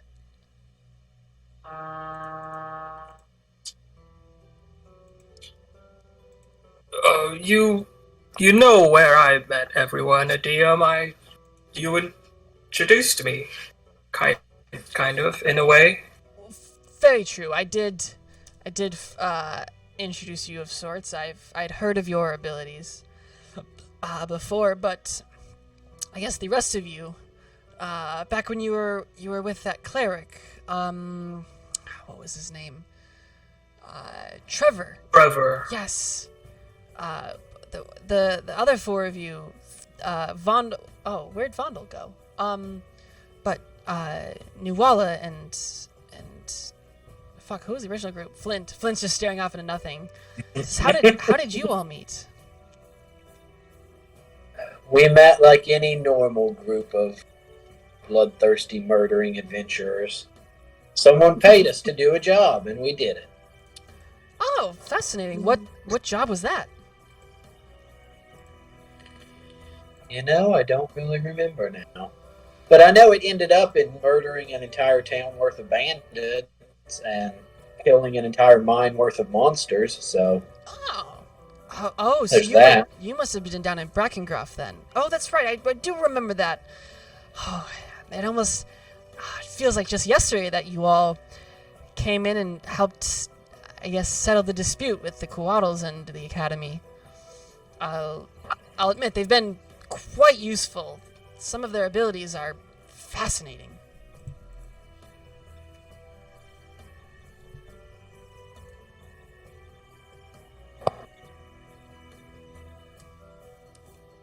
They have healing abilities. They can just manifest food out of anywhere. Their defensive capabilities. Is it good food? It's okay. It's... Don't tell them I said this, but it's kind of bland, but surprisingly nourishing. I partook in some of it, and I didn't feel hungry for the rest of the day. DM, if you want some good food, I made a barter that we are getting the meat from the dragon we killed, and it is just a delicacy. Oh, very interesting. So you plan on eating the beast? Absolutely. If you eat it, you can gain its power. It's like this drunken dwarf, just like as he stumbles across the table. Oh, well, perchance could I... Are you serious, or is this... And he kind of like turns over to like Aaron. Is this the alcohol, or is he serious?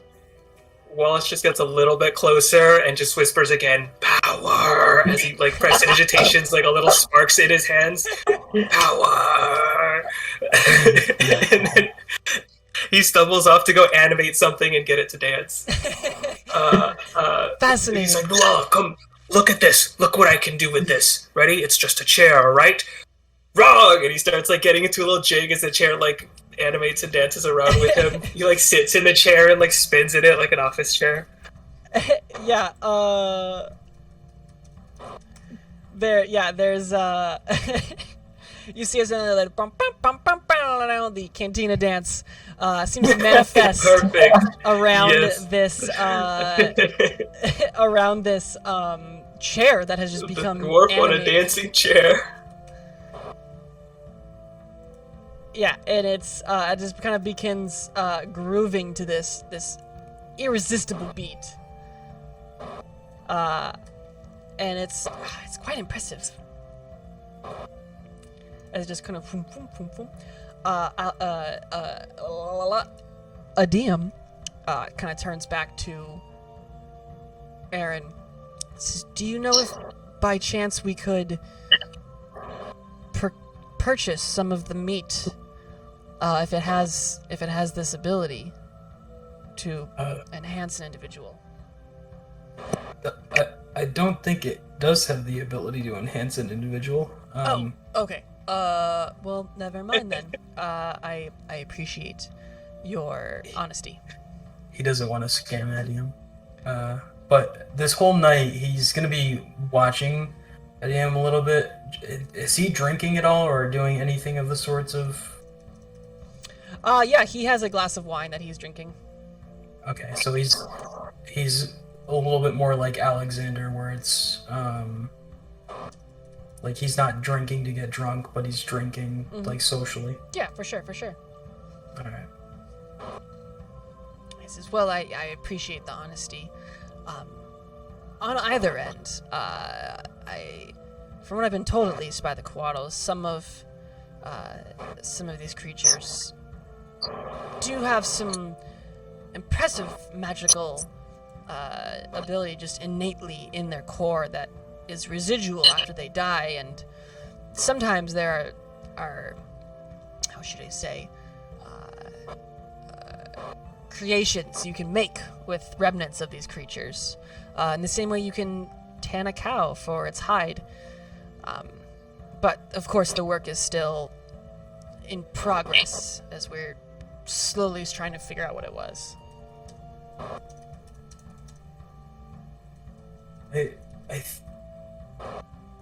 On second thought of I forgot when you had mentioned before with the automatons. All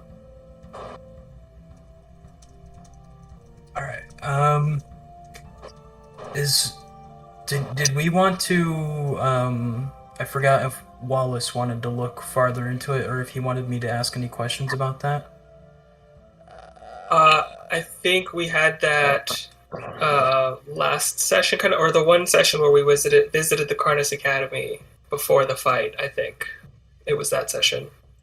Okay. But no more than, like, you would know that Wallace was interested before the fight, but right now he like doesn't have any pertinent questions. Alrighty. So never mind on that. Okay, no worries. If you want to ask any questions, feel free to go ahead.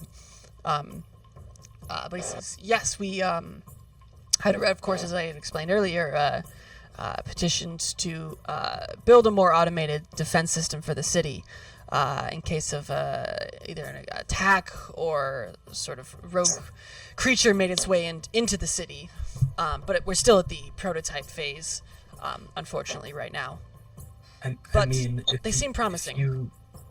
If you want to donate a smaller prototype to us, we could probably send it into combat, seeing what it could actually do.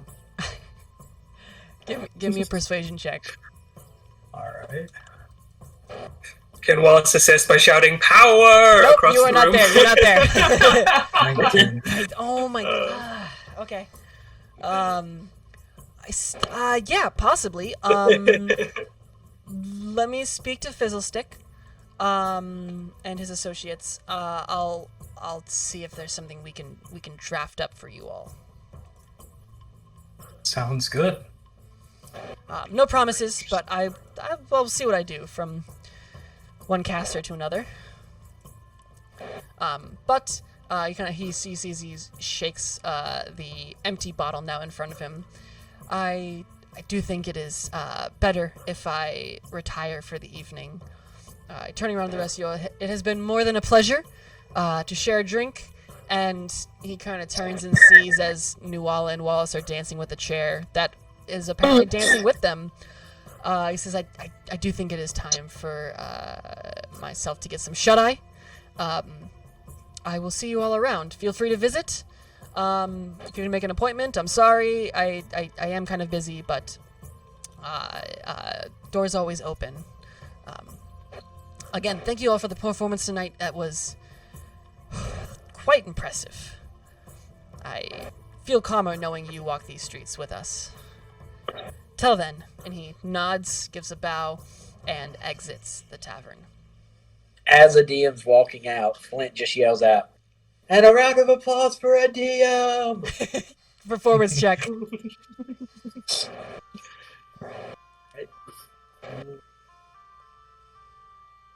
As he's saying all those nice things about us, Wallace is like still spinning in the chair, just shouting power, trying to get to spin as fast as it can before he goes shooting out of it, just like flying into the wall.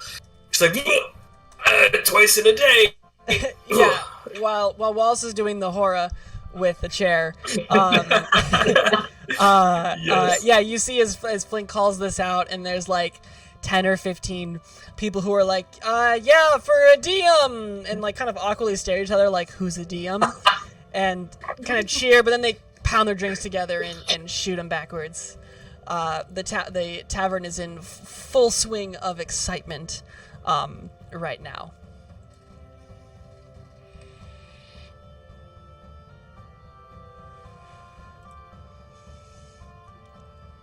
Let's have another Constitution saving throw from everyone. Gonna say, is this the part of the night where we start betting on things? Oh my god. Somehow I'm less drunk than before. Man. At this point, Flint, goes out, a DM, and then falls face down right onto the table, completely unconscious. Vondel, you're out somewhere in the streets, and Wallace, you're doing okay. You're not at throw up range, but you probably don't want to spin too much longer in this chair. You're kind of feeling it, but you're able to, you know your level of where you want to be at, and you're able to keep whatever composure you currently have. Vondel, can you do me a favor and hop in the other chat for me?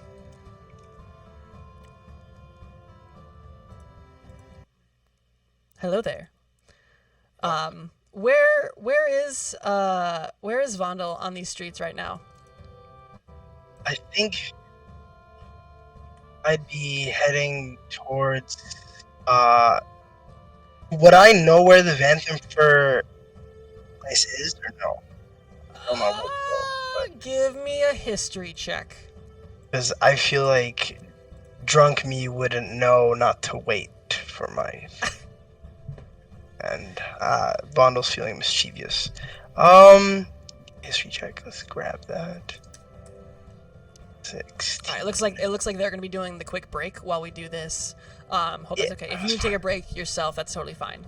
I'm good. I'm good. Thank you, though. 16. I'd say you know that it's actually not too far from the Colosseum. It's further away than like the Barringtons is, but it's only about a 20-minute walk. All right. Well, I think because what Vondel plans to do is to possibly just see what I could see and just scout out like outer layer of the entire place.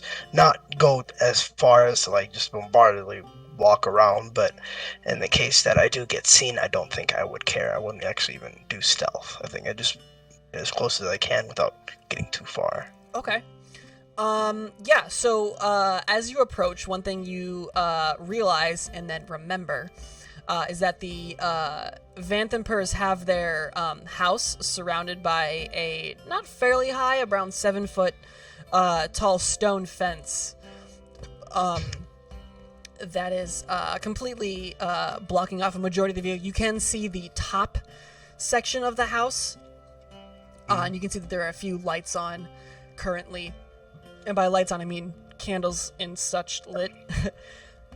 So it looks like there's people home, but you can't really see too much of the grounds currently right now. I see. I guess from then on, I just kind of like touch the wall. I'm like, too high. I guess I'll try later. I'll just head back, but not to the tavern. I'll probably just head back to the Barrington estate. But while I'm walking, I'm kind of like talking out loud, thinking that either whoever can hear me, just saying, I just like singing to myself, just saying, it's like, I killed a dragon today, and I feel like nothing can kill me. Nothing can hurt me, not even the fact that I have no soul. You hear that, Tisiphone? I'm strong! And I don't say it loud enough, but I do say it like pretty. Yeah, it's that drunken confidence. Yeah, it's liquid courage flowing through you. And you hear that voice of, well, of course you can, Vondel. I think we both knew that. Soul or not, you have quite an aptitude for overcoming challenges set before you. As you see, Tisiphone is standing, not but 5 feet away from you, as you turn around hearing her voice. I quickly just shift to her. I'm like, are you real? You can't. This isn't true. I must be drunk. Wait, I am. Drunk or not, Vondel, does it matter? If I am here, or if I'm a projection, or if I even exist at all? Well, and then I immediately interrupt. I'm like, well, it doesn't matter, because whether you're here or not, I'll tell you, I just point in her face. I'm like, I'm stronger than you. I could kill you if I wanted to. Oh, Vondel, I don't need loyalty. I'm sorry, what'd you say? I say after that, loyalty means nothing to me. Loyalty to who? To me or your friends? Anybody. I'm too strong. I can kill a beast, I can kill anybody. Oh, Vondel. As much as anyone, you should know exactly why you should fear me. Can you make a wisdom saving throw for me? Alright.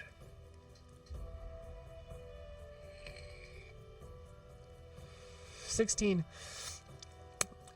This uncontrollable fear surges you through your core, bypassing whatever courage this alcohol has been able to give you as you begin chasing some sort of escape from this fear, running down the street, before after a minute you find yourself not too far from the Barringtons, the little bit of light on, again in their house as well, peering over in the distance. As you pause to just take a breath from yourself, Tisiphone walks around the corner and gives you this comforting yet uncomfortable smile. She says, Vondel, I would like to consider us friends, but it is important to remember our place in such things. I guess after that feeling, for a quick moment, I just start bawling. I can't. This reality hit too quickly for me, even when I was drunk. Vondel, there's no need to cry. And she kind of makes her way over and holds a finger up to your chin and lifts it up as she kind of kneels down a little bit. And you can see as she begins waving her hand and some sort of arcane words come out of her mouth. She says, so tell me, as a friend, what were you doing at the Vanthempers? I need you to make a wisdom saving throw for me. Oh god, okay. Oh god. Yeah, you need to... It seems like a good suggestion. You should tell her why you were at the Vanthempers. I tell her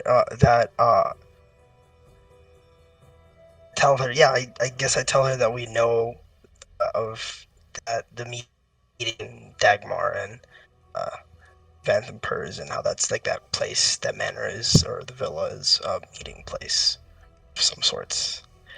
Spill. Interesting. So the old man spilled the beans on where we've had our conversations.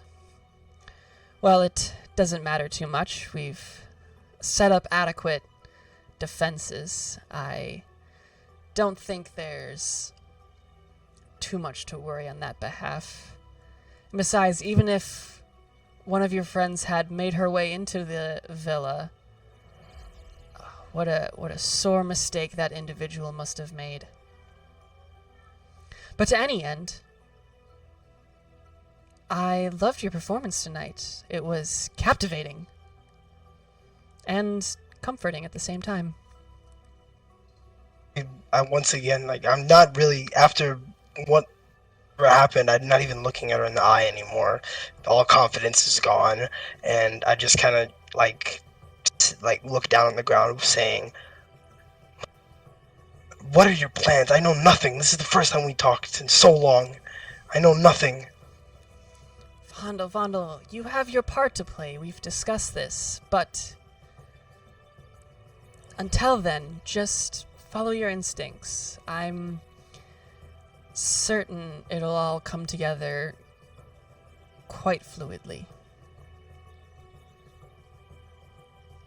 But, as a friend, Vondel, I should tell you, you are quite drunk. I think it's time you headed back to the Barringtons to get some well-deserved sleep. Make another wisdom saving throw.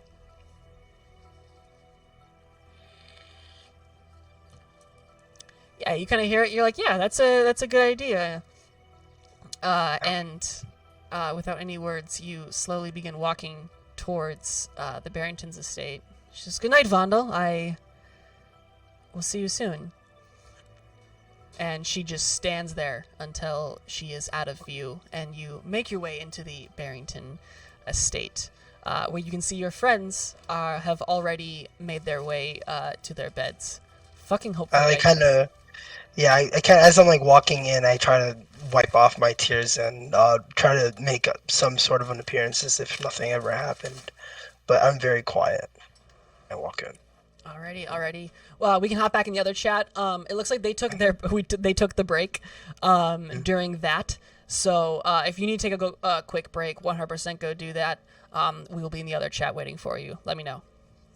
I'm good. I took care of my stuff minutes ago, so okay, no worries. Absolutely. All right, let's hop back over. Alrighty. While Vondel was out, what were you guys doing? We were talking about dogs. Oh, hell yeah. In the tavern? No. In real life. Oh, players. Okay. In real life? I was like, yeah, it'd be like that. Drunkenly, hey, you know what's great? What? Dogs. Yeah. Fucking cat people. No, I'm just kidding. I love cats and dogs equally. But while the player characters are in this tavern after Vondel at whatever point had left, was there anything else that you guys kind of wanted to do? Anybody you wanted to hit up at the tavern, or were you guys starting to feel a little sleepy? I'm assuming that Noelle at least is feeling extremely tired, and so she's gonna head off probably to bed. Okay. Is she going alone, or are the rest of you guys staying to keep drinking? Flint is passed out on a table. That's true. Flint is passed out on the table. We'll get to that in a second. I will carry Flint over my shoulder, like I'll like flour sack over the shoulder, kind of. Oh yeah. Yeah, and you are the only one who can do it with your insane strength. Anybody else coming home with me?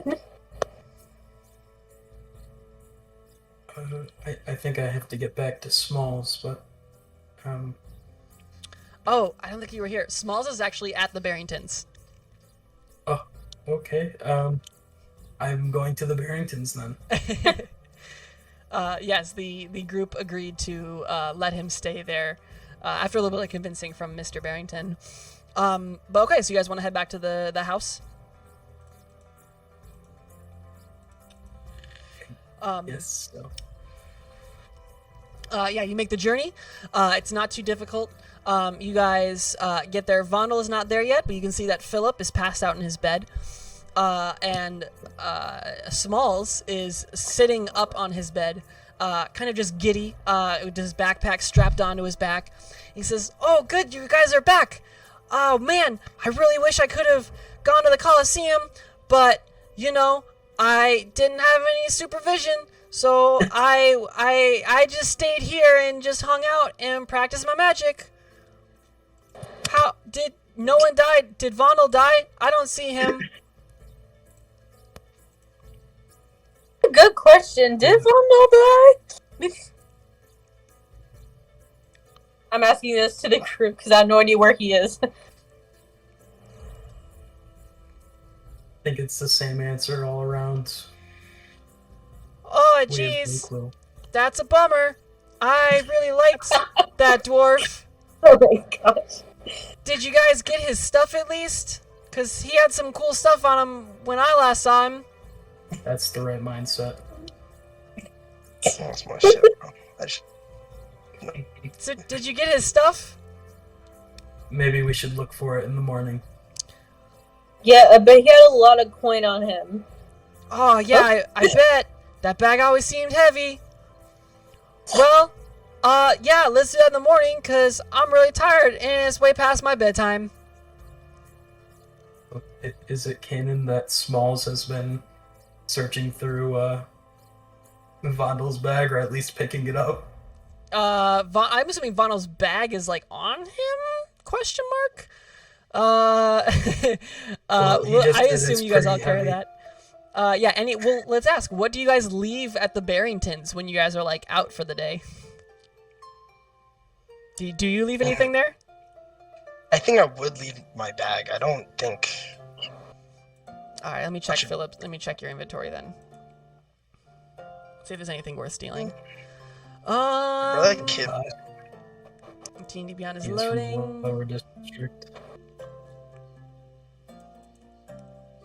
Yeah, when you guys say that you think Vondel may or may not be dead, he's like, okay, well, it's almost my bedtime, or it's way past my bedtime, but I'm already up anyway, and he kind of starts rifling through his backpack, and you see as he kind of pulls out this, dingy and stinking smelling, piece of, cloak or something, and he's like, oh, what is this? This smells, and he gives it a smell. This is gross. Oh, and he kind of continues looking, and he's like, what is this, an eyeball? and he kind of pulls out then this, vial of some sort of, water, and he's like, who keeps, and then he kind of floats it around a little bit. Oh, I guess, this is magic. Wow. And he kind of goes through a bag, he continues burying it because nobody's interrupting him. Careful with that, Smalls. You should maybe put that one down. Just the glass ones. They look. I don't even know what they do. I don't even want to touch them. Here, let's look through this together. Apparently, you both then continue rifling through his backpack. Not stopping, but helping. I'm kind of just taking things as he's taking them out, and kind of setting them down, gently. Yeah, as you all empty out Vondel's backpack, apparently. Eventually, as you're doing this, you see as Vondel walks into the room. I told him not to. What the fuck's going on? I'm in a search party here? Everybody thought you were dead, so they were distributing your items. I walk over to Smalls, I put my hand up. Wait, is it high fives even a thing in this game? They are now. Okay, yeah, I'm like, yeah, give it here. Put my hand up. Smalls. High five. Okay, sorry, I thought you were dead. Hey, I would have done the same thing if you died. Understand? Oh, okay, cool. You see his eyes kind of relight up when he realizes he's not in trouble. Well, I guess if I don't get to keep any of this, I'm gonna go to bed. Are you gonna come with me, Dad? As he turns to Aaron. Well, I plan on going to sleep, so I guess so. Alright, cool. Are we sharing a bed? We haven't really discussed sleeping arrangements. Is there not 2 beds? Let me check the Barrington map. Barrington. I'm just gonna clean up my shit that's on the floor, I assume, because everything's out there now. Do I have a? I don't have a. Oh, here we go. Barrington Estate. Rendering. All right, this is taking too long. I'm just gonna open up my computer. Goodness, I didn't think I have to figure out this math. Kid is something.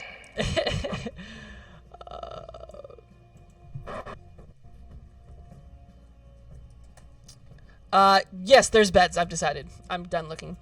Yeah, there's a bed. Is this one free? And he kind of points to, like, I guess what we can consider an open bed. Which you're able to tell him yes. And he says, "Oh, wow, my own bed. And I don't have to pay rent." And then he kind of turns to you, right? I don't have to pay rent, do I?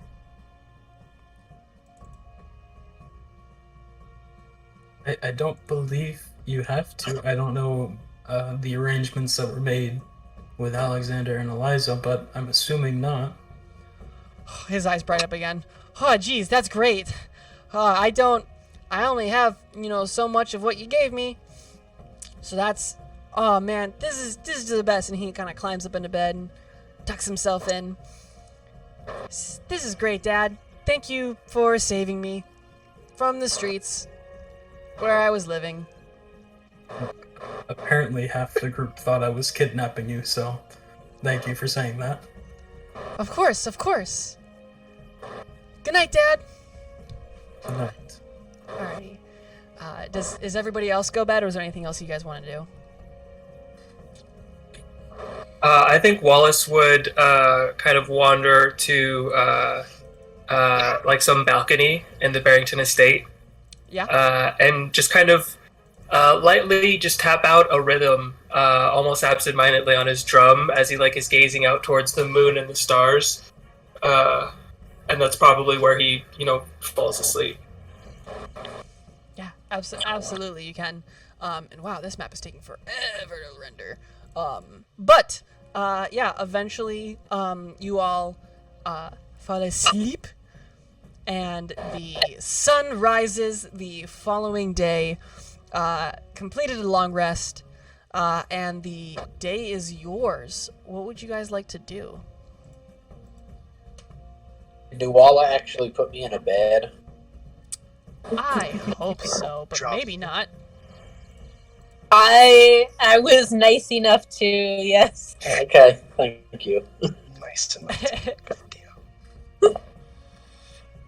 Ever present friend. I tried setting him down on the ground at first, and I realized he'd be in my walkway, so then I set him down in the bed. Amazing. More convenient to put you away. Precisely. But yes, breakfast is prepared by Mr. Barrington's butler, who I think we had decided his name was Alfred. Alfred makes you all this wonderful breakfast. It's phenomenal. The coffee and eggs and bacon and ham all perfectly do their best, at least, to soothe the hangovers of Flint and Wallace and Vondel. And as you guys are kind of all at this table together, Alexander kind of speaks up. He says, "So, what is it you all have planned for the day?"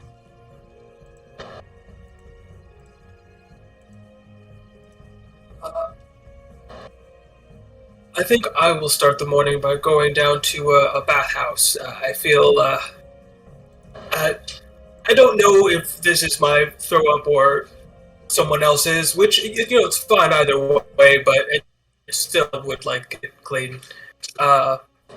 So that's what I'm doing first thing. Is there somewhere I can meet you all?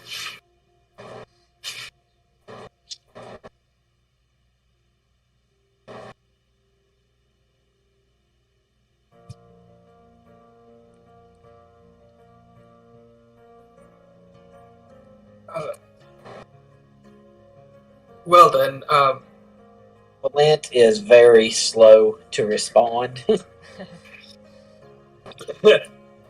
He's like, hey, we gotta go hard the dragon. We need to find a tailor. Yeah, that's about it. We need more coffee. Understandable. Coffee, I have found, has also helped. After a morning of excessive drinking, Alexander speaks up.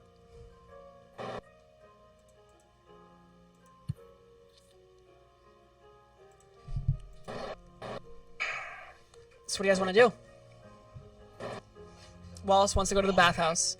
Twitchbine will remind Wallace that the only bathhouse in Arnor is the Thermal Springs, which is currently shut down due to the massacre that took place there and below it. oh, I wonder why there's so much traffic here. And get to the door and be like, this looks familiar. Oh, okay, and just head down and walk straight down into the lower district. I'm assuming there'd be like a lower district, like, you know, communal shower or something. Like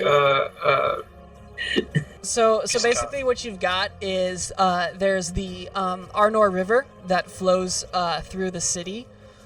And how do I say, has this sort of people bucket. I'm sure some enterprising businessman would set up some stalls somewhere along the river. You'd think for some privacy. But right now, it's an excellent business opportunity. Just a untapped market full of potential. Maybe you start that business. Who knows? Maybe. But currently, the bathing of the lower district is restricted to people who carry buckets of water from the river and dump it on themselves, for the most part. I think Wallace would know that and just kind of head and just go find a part of the river to bathe in. Can you just like bathe by jumping in the river and doing it like that? Yeah. Nuala will do that. She just strips down and everybody jumps in. Okay, so Nuala and Wallace go to the river to bathe. Yes. What is everybody else doing? I'm guessing the Barringtons probably have their own form of bathing here at the house.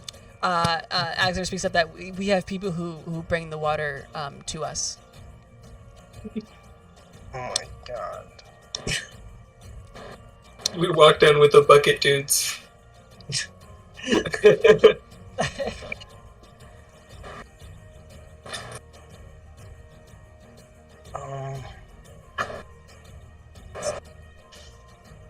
Aaron's gonna go to the academy with Smalls and check up on. Have I finished the spell yet, or am I still? I said 5 days. You did. I think I got 3 now or something. Yeah. Let me look at the calendar. 1, 2. You've got 3 days so far. You need 2 more days. So you'll need hypothetically spend this day at the academy.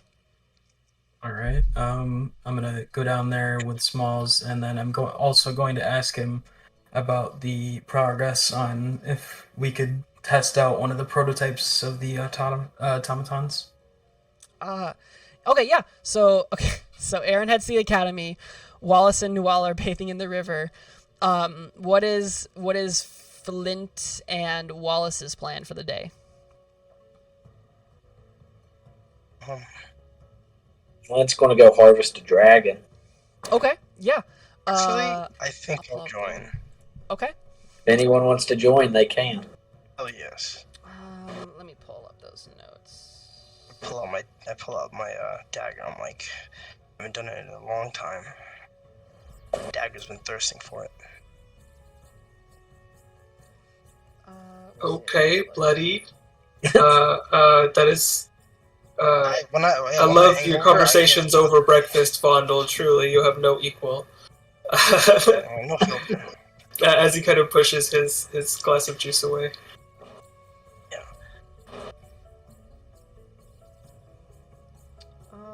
Where is it? Okay. So during going in a little circle here, during Nuala and Wallace is bathing, is there anything in there that you wanted you guys to play out, or is that just you guys take a bath today? Yeah, take a bath. Nuala sleeps in a bit, and then like goes to take the bath, and then I have the stuff I will be attending to that we previously talked about. Okay. We'll come back to that then. Okay. Hopping over to Vondel and Flint. This will probably take most of the day to harvest this creature, what you wish. So I will need a nature check from one of you, or either both of you, or one of you with advantage. I'll let. Actually, what is your modifier, Flint? For nature, said? Yes. Mine is a 5. Yeah, I'll let you do. Okay. Was Philip coming with us, or is he staying at his house?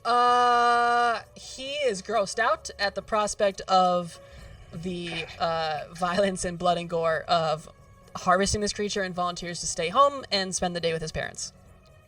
Okay. As we're leaving the house, I'll just look back at them as they're at the table, and I'll just be like, "We'll see you later, Philip." And I'll look over at his mom, and I just give a slight wink and walk out. I'll jot that down for later. And Philip, do a perception check to see if he notices that. Yes.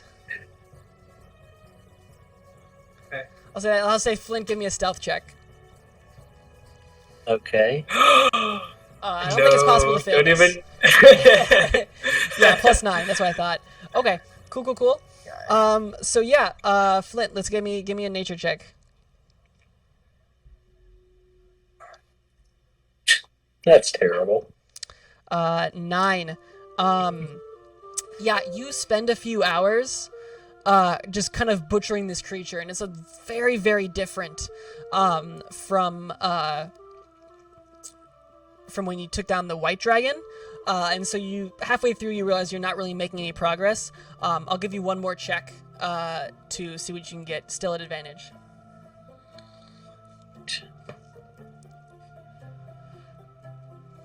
Uh, 13. Okay. Yeah, you were able to get basically what amounts to 20 pounds of the creature's meat, and you were able to gather 7 vials of dragon blood. You're not sure what you can do with them yet. I'll make them in D&D Beyond later, and then I'll just add them to your inventory. But for now, just mark down that you have 7 vials of this creature's blood, and this takes up a majority of your afternoon doing this for the most part. But okay, very, very unfortunate, but very nice. Following back to Aaron and Smalls. So you guys make your way to the tower. A DM is there. You're eventually guided up to his room.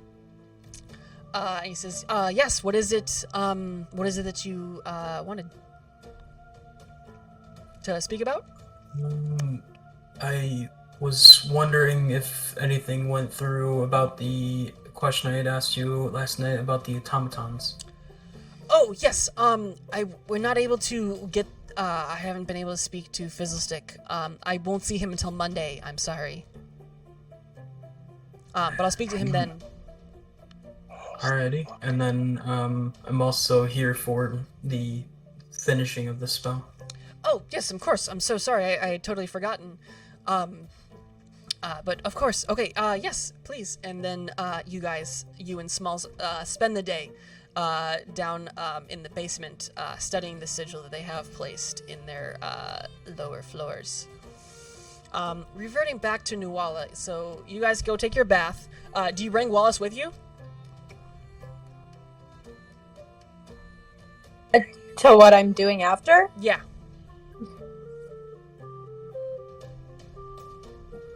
You know what? If he would like to come, then yes, sure. Okay. So as you guys finish up bathing, how does this conversation play out?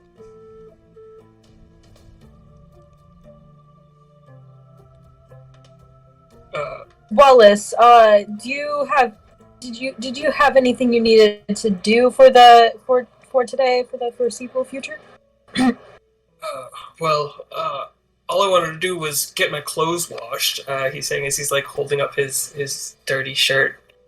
But oh, you know what? And he casts prestidigitation and just cleans it off. Magic. Right, I can do that. Well, that solves that. That freed up my afternoon. Did you have anything in mind? As a matter of fact, I do. He's like blow drying his beard and his hair, like all primming himself a little bit. I assume you remember that somebody had requested to talk to me yesterday. Before the Colosseum fight. Well, they are somebody who we'll just say we share a patron, and what was it that we were doing? You're just meeting something about going to Vanthemper Villa, and we're gonna go like the oh god, I gotta find my notes. We're gonna do something there. Yes. Did you find your notes? I see.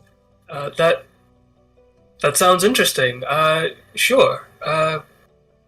You can tell me as much as you feel I should know.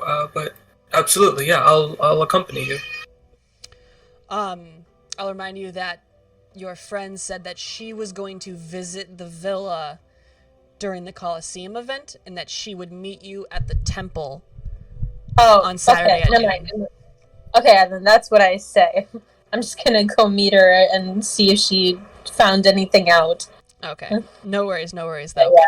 Yeah. Okay, so you make your way to the Wathwain Temple. And you're kind of waiting outside. It's kind of hard to tell you're waiting for the confetti cannon boom, that it's noon. You don't see her yet though.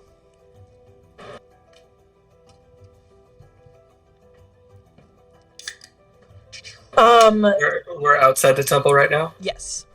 And it's not 12 yet? Not quite yet. It's just before. A couple minutes maybe, you think. Okay. Not totally certain. Yeah, then I'm assuming I'll probably just stand around waiting for it. Okay. And see if he comes. Yeah, so you kind of wait and eventually hear that and that guy going, fuck. And there's no one shows up. That's strange. We had agreed on meeting at this time. Maybe she's just running late. We'll wait a couple more minutes. Sure. I do hope she's faring well. In the meantime, this is a lovely temple. Is this where you pray? No, it is not. I do have a friend who is a cleric in there, but we do not share a god. So no, I do not pray here. I see. Would you tell me more about your patron? That unfortunately is something I cannot do. I understand. I'm sorry. I would tell you, but I'm assuming you value your life and do not wish to die. So I cannot tell you yet. I understand completely, and you do not have to say another word about it. I will not ask you about it any further. Thank you for understanding. Message received.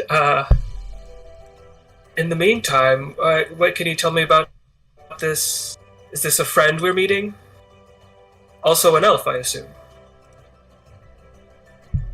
And she was, I believe she Yes. was in a, yes, she was a fellow elf. I see. I didn't get a good look at her when she approached you earlier. Oh, you all hadn't seen her. She had people come to get me. I think she wanted to remain anonymous at the time, so. I see. But this is. Well, should I go wait somewhere then so that I don't see her? Maybe that is why she's not. Maybe that's why she's not approaching. Do you think she can? Do you think she can see us right now?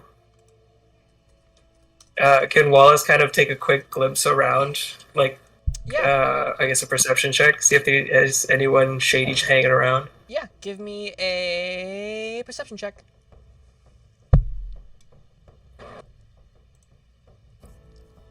9. You don't really see anybody that kind of perks your notice. Wallace like kind of looks off towards down the street and kind of gets this like really pensive look for a second before. Achoo! Sorry, excuse me. But here, I probably, and Wallace starts like kind of backing away from her. If she wants to remain anonymous, like you say, then I'll see you later. Meet me at the Grasshopper, if you still would like to spend some time together. And Wallace will misty step away.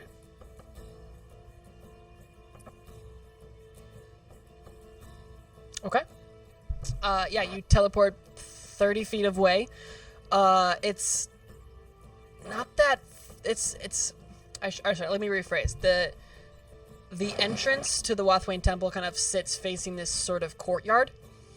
Okay. That's more than 30 feet of where you can see is either the side of the church on either side or more courtyard for the most part. From Okay, like where you're situated right now. Is it within 500 feet? Yeah, you can. What is within 500 feet? The distance that I would have to cover for the courtyard. Oh, yeah, absolutely. You can just. Yeah, you I'll can burn a dimension door. I'll say I'll come see me at the Grasshopper, and he kind of turns into bubbles as he melts into the floor. Yeah, you sink into the ground and pop up 500 feet away in an indiscreet direction. You kind of take a moment before you're able to discern where you are and are able to make your way to the dancing grasshopper. How long do you wait, Nuala? I'm gonna say I wait another probably 10-15 minutes, and if she still doesn't show up, Okay. Does she show up? She does not show up.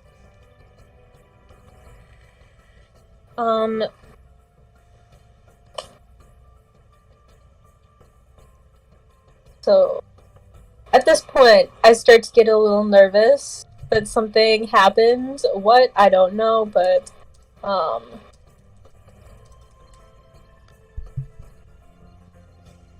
Question. Does the Seeker's Compass work with people? No, it locates items. Okay, well...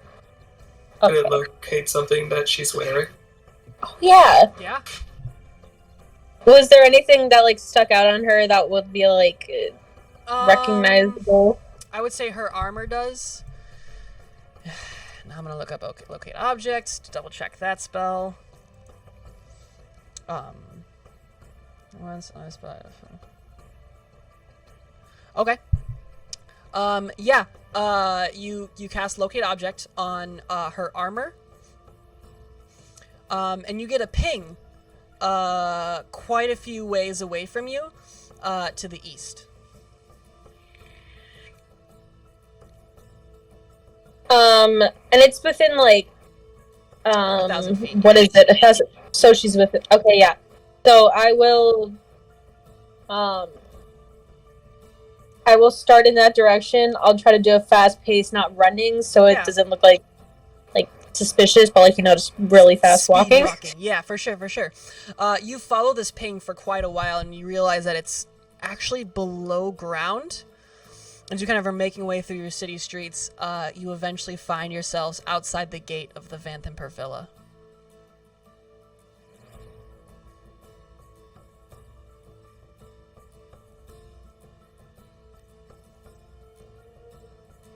Well, that's suspicious. Okay.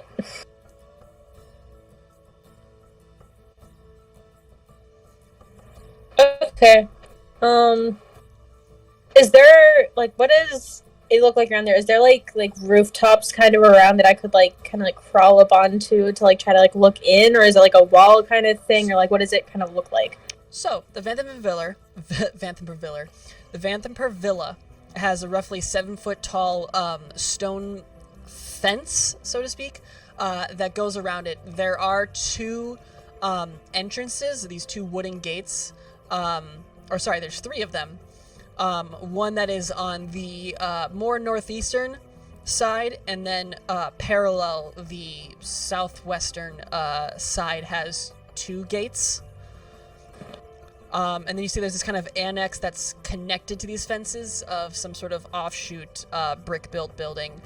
You can see the top of the villa over the fence.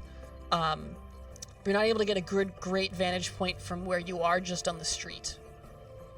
Okay, are there any buildings or kind of things I could climb up on though to so I could kind of see above the wall? You want to climb a building in the middle of the day? There's plenty of people around right now.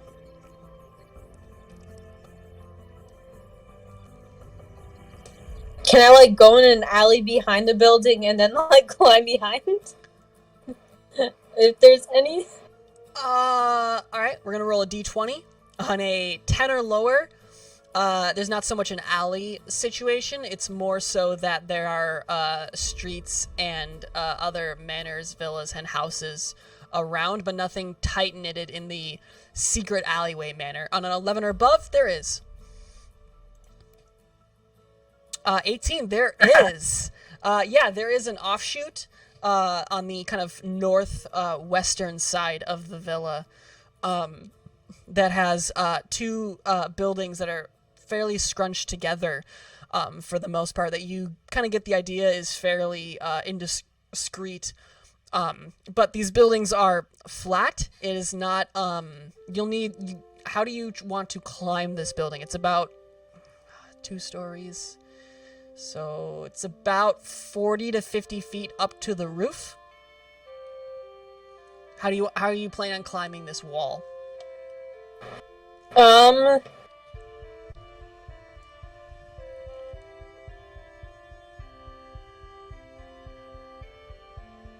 there windows or kind of ledges along the buildings that could be footholds or handholds? There are, but not enough to provide a sufficient handhold to free climb it. You won't be able to just free climb this wall. It's basically a flat brick wall. Hence why the buildings are just so close together. So you'll need something to be able to climb. Do you have any rope or anything? I do. Okay. DM, Yeah. How long has it been since Wallace left Nuala? I'd say 20, 30 minutes tops. Okay. I think at this point, kind of expecting that resolution to happen right away, Wallace would cast Sending to Nuala, and say something along the lines of, Nuala, did your friend arrive? Are you safe? What's happening? Do you need help? Noella responds, she never showed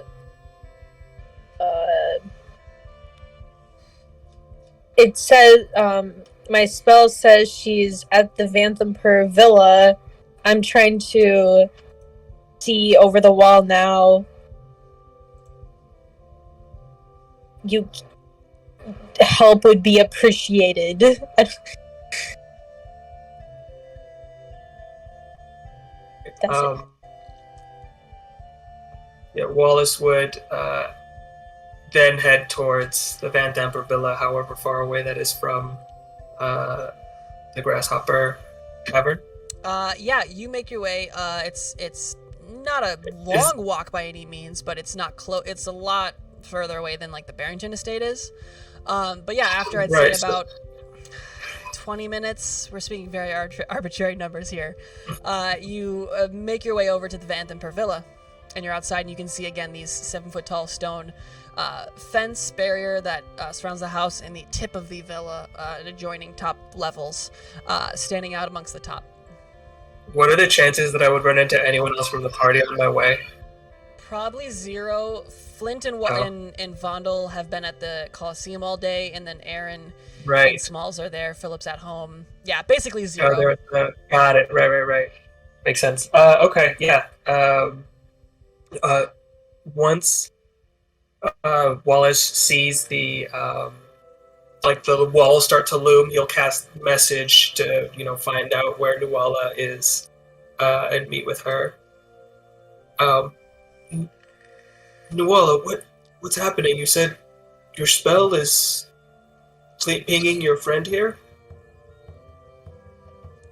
Yes, it seems that she's underground. I'm trying to get on top of this building here, but I don't...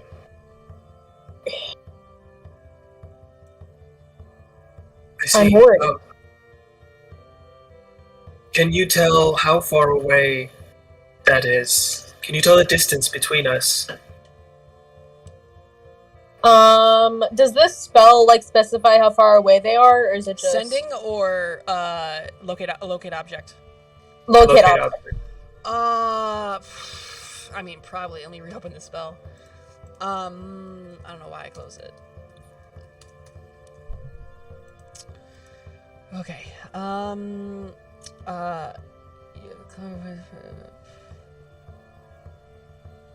The spell can look at the object. You sense the direction of the object as long as the object's on its feet. Direction if object's in motion. You sense the direction. So once I got close enough, it's just she's below you. Yeah, I would say because you know direction. Like hypothetically, if you walked closer to it and then you went over it, it would know it's behind you, and through that you can geometry where it is. So I'll just say yeah, because that just makes this a lot easier. Okay, and it's just directly below the villa, pretty much? For the most part, yes. Okay, yeah, so I will just relay that information then to Wallace. For sure.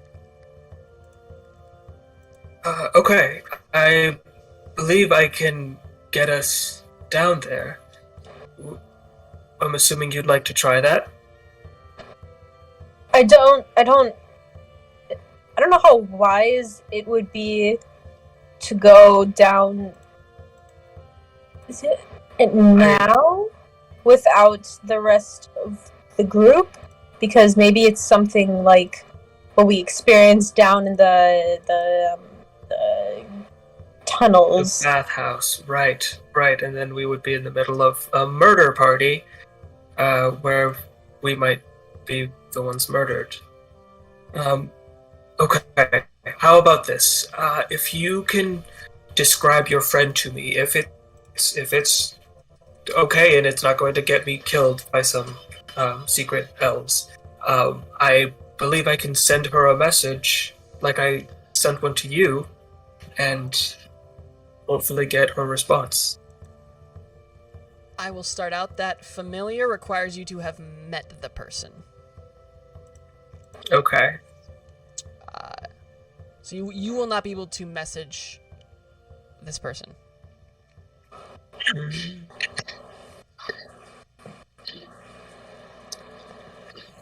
I think the best bet would be to wait until we have all of us together, and it'd probably be most wise to go with the cover of night. Sure. Yeah, absolutely.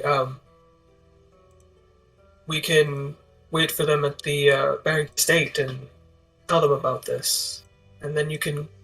How many times a day can you use that compass? Just to make sure that your friend is still there. I can use it just the once, but even if she's no longer down there later, I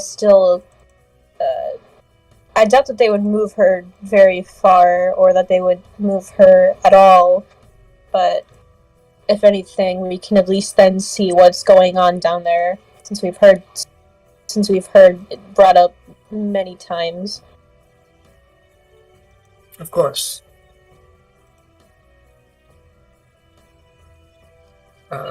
Well, in that case, are you headed back to the villa, or is there anything else you'd like to do to prepare?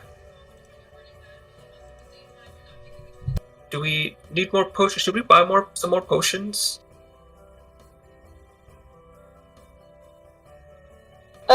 Potions for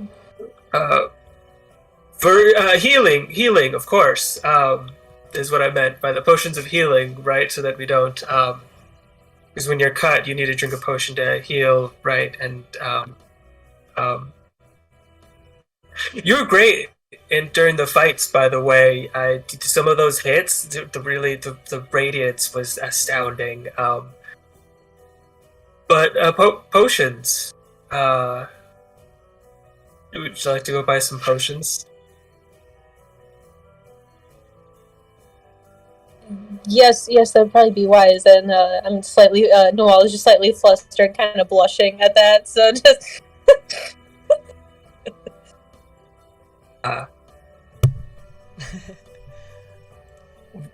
Wallace will kind of look around and say, I don't actually know where to buy potions here. So do you want to just wander around until we find somewhere that looks appropriate?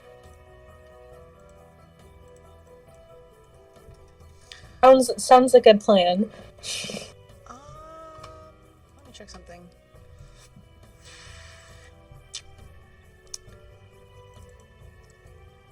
Shops of Arnor. Here we are. So you would know, because you've been to the neighbor, but Fizzlestick has a business partner, basically. The shop next door, Garnov Colodius, Potions of Magnificence, is right next door. I think you guys have been there, but I'm not totally certain, so... No, I think we went there once, so I think we would know where that is then, because... Oh, yeah, you definitely know where it is. I just can't remember if you've been there. Yeah. Wallace definitely doesn't remember where that is. I think I remember where the shop might be. Here, I'll lead the way. Oh, are you sure? I think it's definitely this way. Let's go this way. Through whatever way you take, Wallace you eventually find yourself outside of Garden of Colodius' Potions of Magnificence. And there's another stout little halfling. Yes, hello, welcome to the shop, a Garden of Colodius at your service. What can I do for you?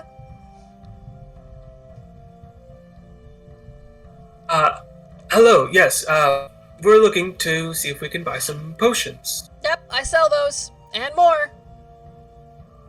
More, you say? Well, what are you looking for?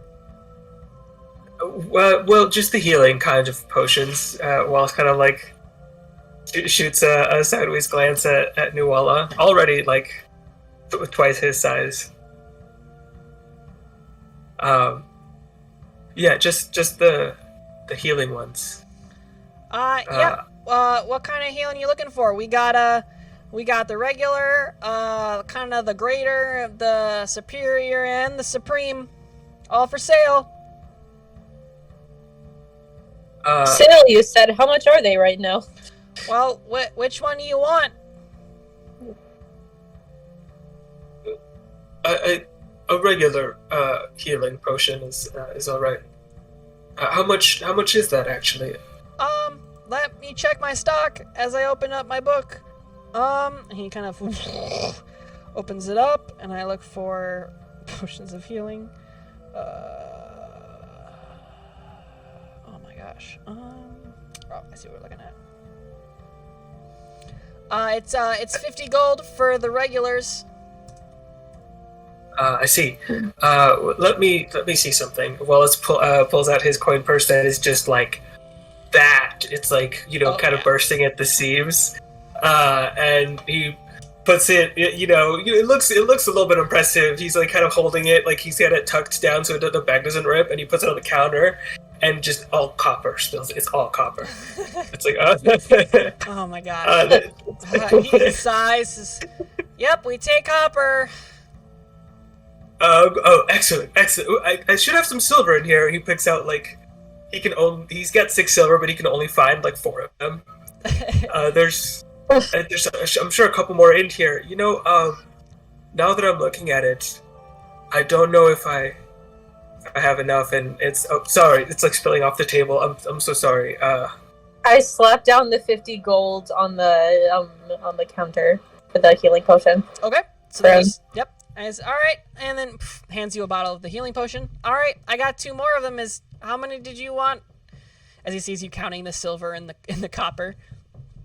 I think the one for now is all right until we get our payment. Every time he puts a handful on top of the pile, more of them fall onto the floor, and he's just like, I'm just gonna copper everywhere. All right, but we will. Yeah, we will be back shortly. Just we're awaiting a payment on for our performance. You must know us. We're somewhat of celebrities. Oh yeah, I saw you last night. That was really impressive. You took down that creature with impressiveness. You're right. It was very impressive.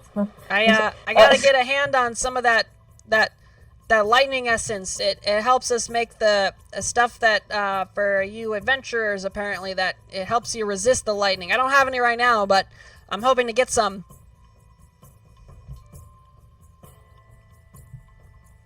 But just the one potion. How does one acquire lightning essence? What? How does one acquire lightning essence? Apparently they have a thing in their throat that lets you can harvest. It's all very complicated. I'd rather not go into it. It's kind of a trade secret.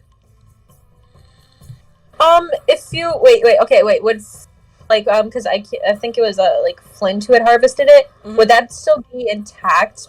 Possibly. You don't know. Okay, well here I have a proposition. We have the dragon that we had killed last night. The beast who could spit lightning. How about you give us if pending whether or not this lightning throat, whatever it is still intact. You come and check it out to see if it is, and if it is, possibly we can trade for it. Well, the deal I was told of is that you guys had first dibs on it, and that when you're done, that I get the property myself, so it's already kind of mine, unless you already have it. If we already have it. So if we do already have it, I would sell you the potions at a discounted price. Being you gathered the resources for me. That works out fine. All right, perfect. Well, you bring that then, and I will discount your price. Was there any other potions you needed? No, but if you could explain what I'm supposed to be looking for. Well, I've never seen it before, so I don't know. Very helpful. Okay, well, we'll definitely... Shower of coins hits the floor. Wallace is like, hands on his hip, just like, it's like he's like he's wiping his brow, he's sweating, he's like, there's so many of them. So many coins. How like, to expedite this? How many? What are you trying to spend right now, Wallace? He's willing to contribute 1,500 copper. Oh god. Okay, let me do some conversion rates. I That's about 15 gold. I already paid for the potion for Wallace, so... If she already paid, then he's just... How 10 much silver. faster cost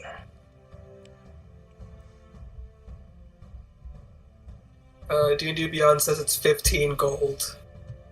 Plus 6 silver and 5. Wait, so hold on. You have how much copper?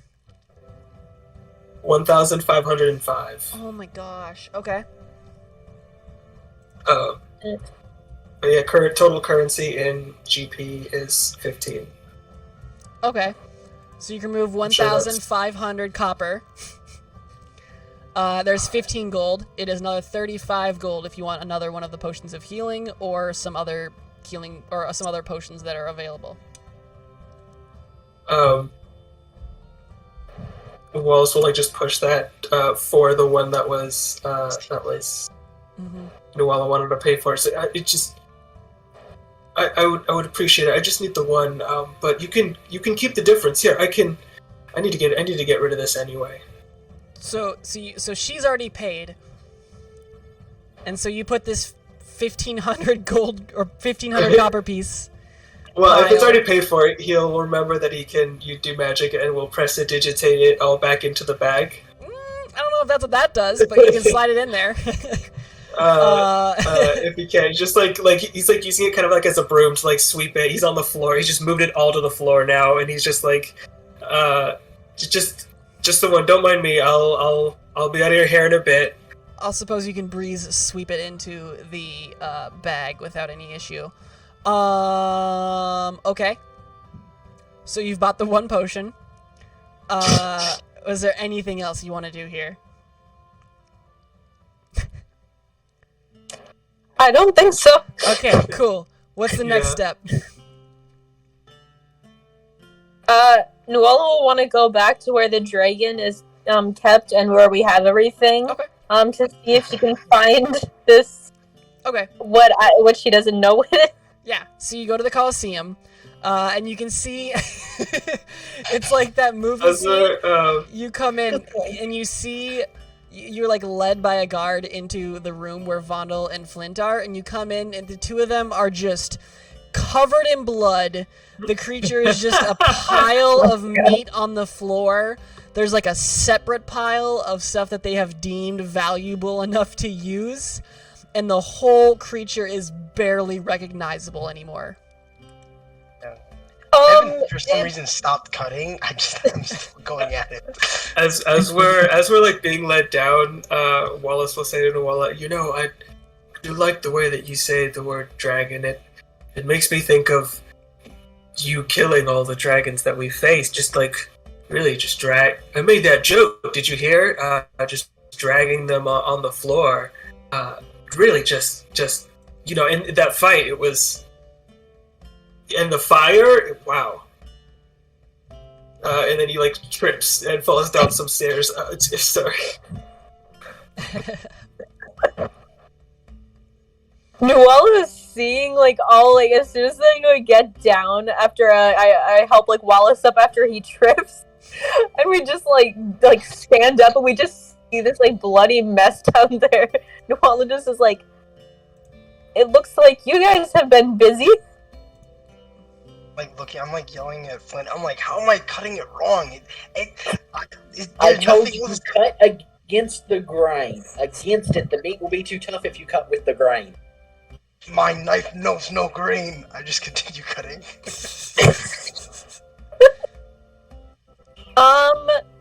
Would you guys?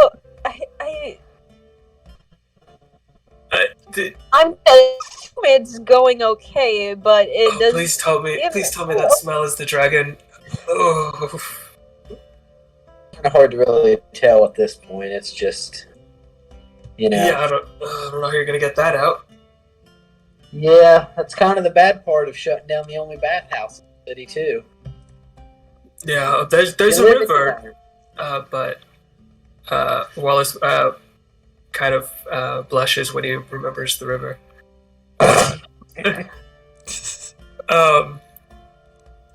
Yeah. Oh. There's I have a have you guys come across anything? Well, she kind of like looks down and is like harvesting this this creature. What body part are you looking for, Nuala? See, it's a funny story. I don't quite know, but it's supposed to be I believe he said lightning essence, something maybe found. He said in the throat. Did you did you find anything interesting in there? We found a lot of arrow shafts. Honestly, the throat was just kind of gone to begin with. It was mangled. I started there. Yeah, that was kind of the point of entry of where Nuala crawled, or where Vondel crawled into the body of it. Yeah, sorry.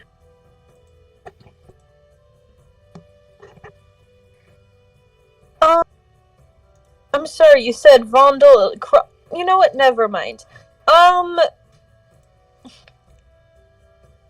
Okay. Tell you what, next dragon we kill, we will save the throat if possible.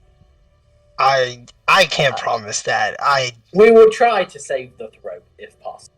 Would would you guys mind if I just look and see if I can try to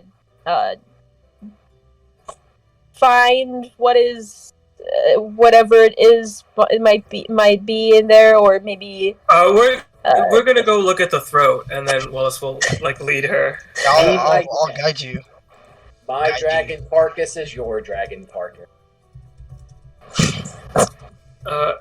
DM, can I, with prestidigitation, create an odd odor kind of around my face as like a little like a personal Febreze for my face? I can't think of a better use of prestidigitation than that. Absolutely. Just I'm assuming Noelle's walking nearby. I'll try to have it in front of us as much as I can. I thrive in this shit. Why does it Smells smell like lavender. pine trees in here? We got all kinds. That's new car. New carriage, you mean? Yeah. Carriage, exactly. Carriage. The smell of that fresh leather tarp. It smells like home. My childhood. It definitely smells like smoked leather. God, it's the intro to a Stephen King novel. Okay, so you have given yourself this air freshener. Yeah. Okay.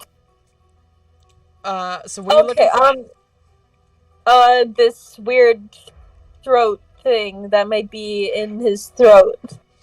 It is. Is This corpse is decimated and butchered. There is nothing of use that can be found here. I kind of guide you. I'm like, here you go. I just point. It's everywhere. I'm just like, yep. This is what you wanted. It could be. I don't even know. I lost track. Oh, I thought that was its leg. Interesting. I'll look in the pile of things that they've taken out to see if there's maybe anything that looks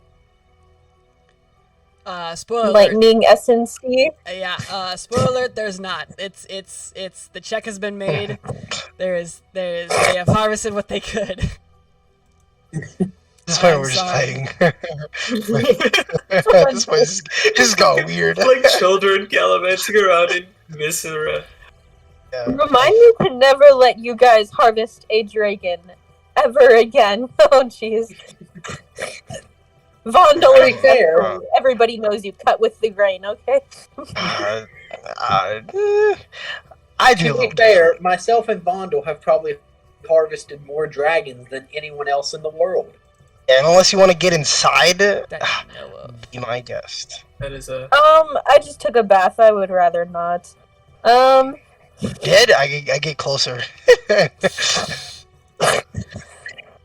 Oh my But god. that would suck if I got all this on you. Vondel, now don't get closer. You're I fine put my hand there. on my sword and I'm like, Oh my Here we god.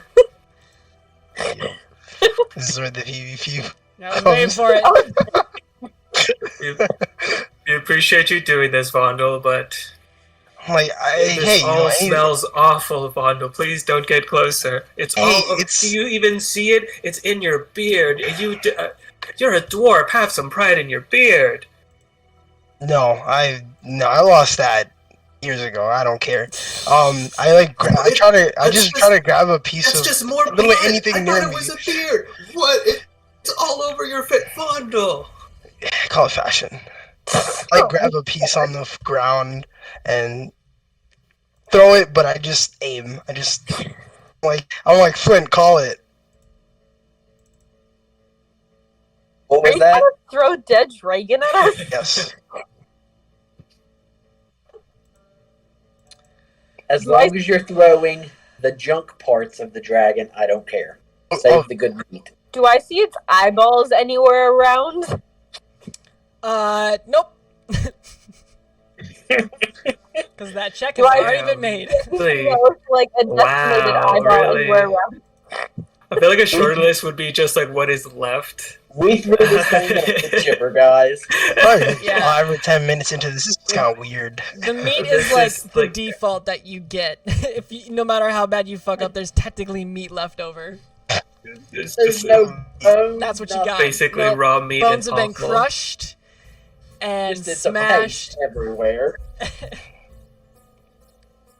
Oh jeez. Well,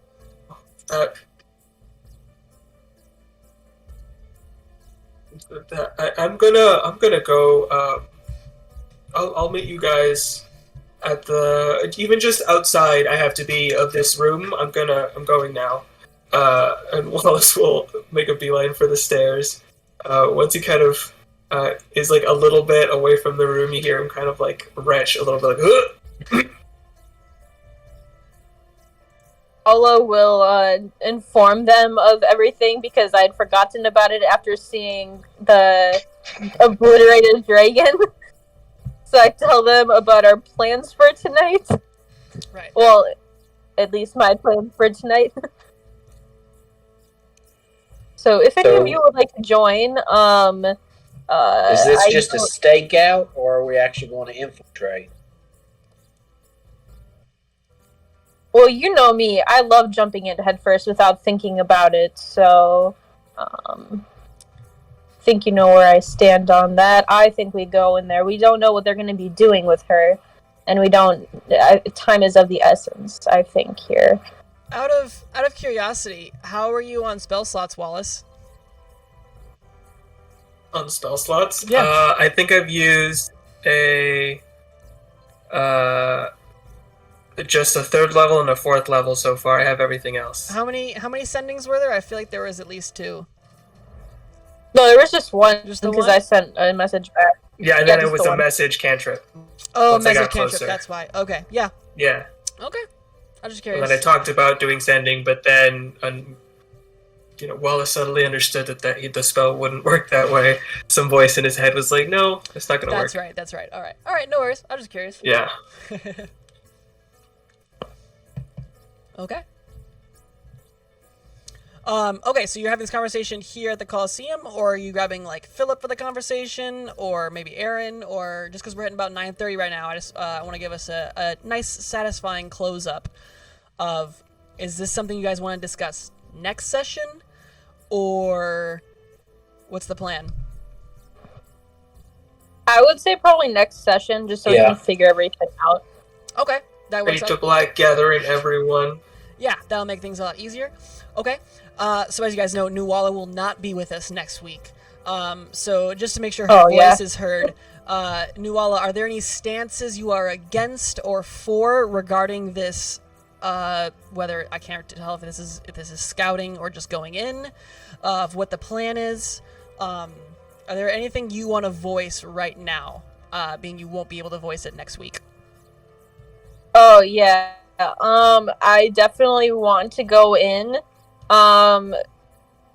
and see, because I'm also extremely curious of what is down there, as it's been mentioned many times. Like, we've heard about the Vanderpurville a lot, and I want to go down there. I want to also make sure that something doesn't happen to my new friend / fellow patron follower person.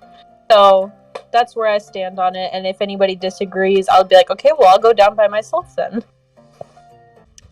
Is there anything anybody wants to say before we say goodnight to each other then?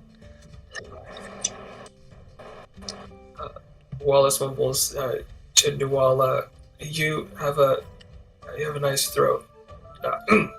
It's a shame about what happened with the throat. Wow. There's an inspiration Sorry. point. That inspiration point is going to carry over to the one shot next week. Absolutely no holds back. That was beautiful. I love it so much. I'm gonna put that in my pocket for future flirtatious entrances. You have a nice throat. That's amazing. I'm not even kidding. That's phenomenal. Silver tongue Wallace is. I want that on a T-shirt. Yeah, I want that on a T-shirt. That's beautiful. With the rended dragon throat. It's Already. Shame we couldn't find that essence. Well, you all have nice throats, and I'm excited to hear what kind of noises those throats make next Thursday. And for those throats that I'm missing, I will see you 2 weeks from now. You guys all have a good night. Good night. Good night. Bye. Thank you for the session.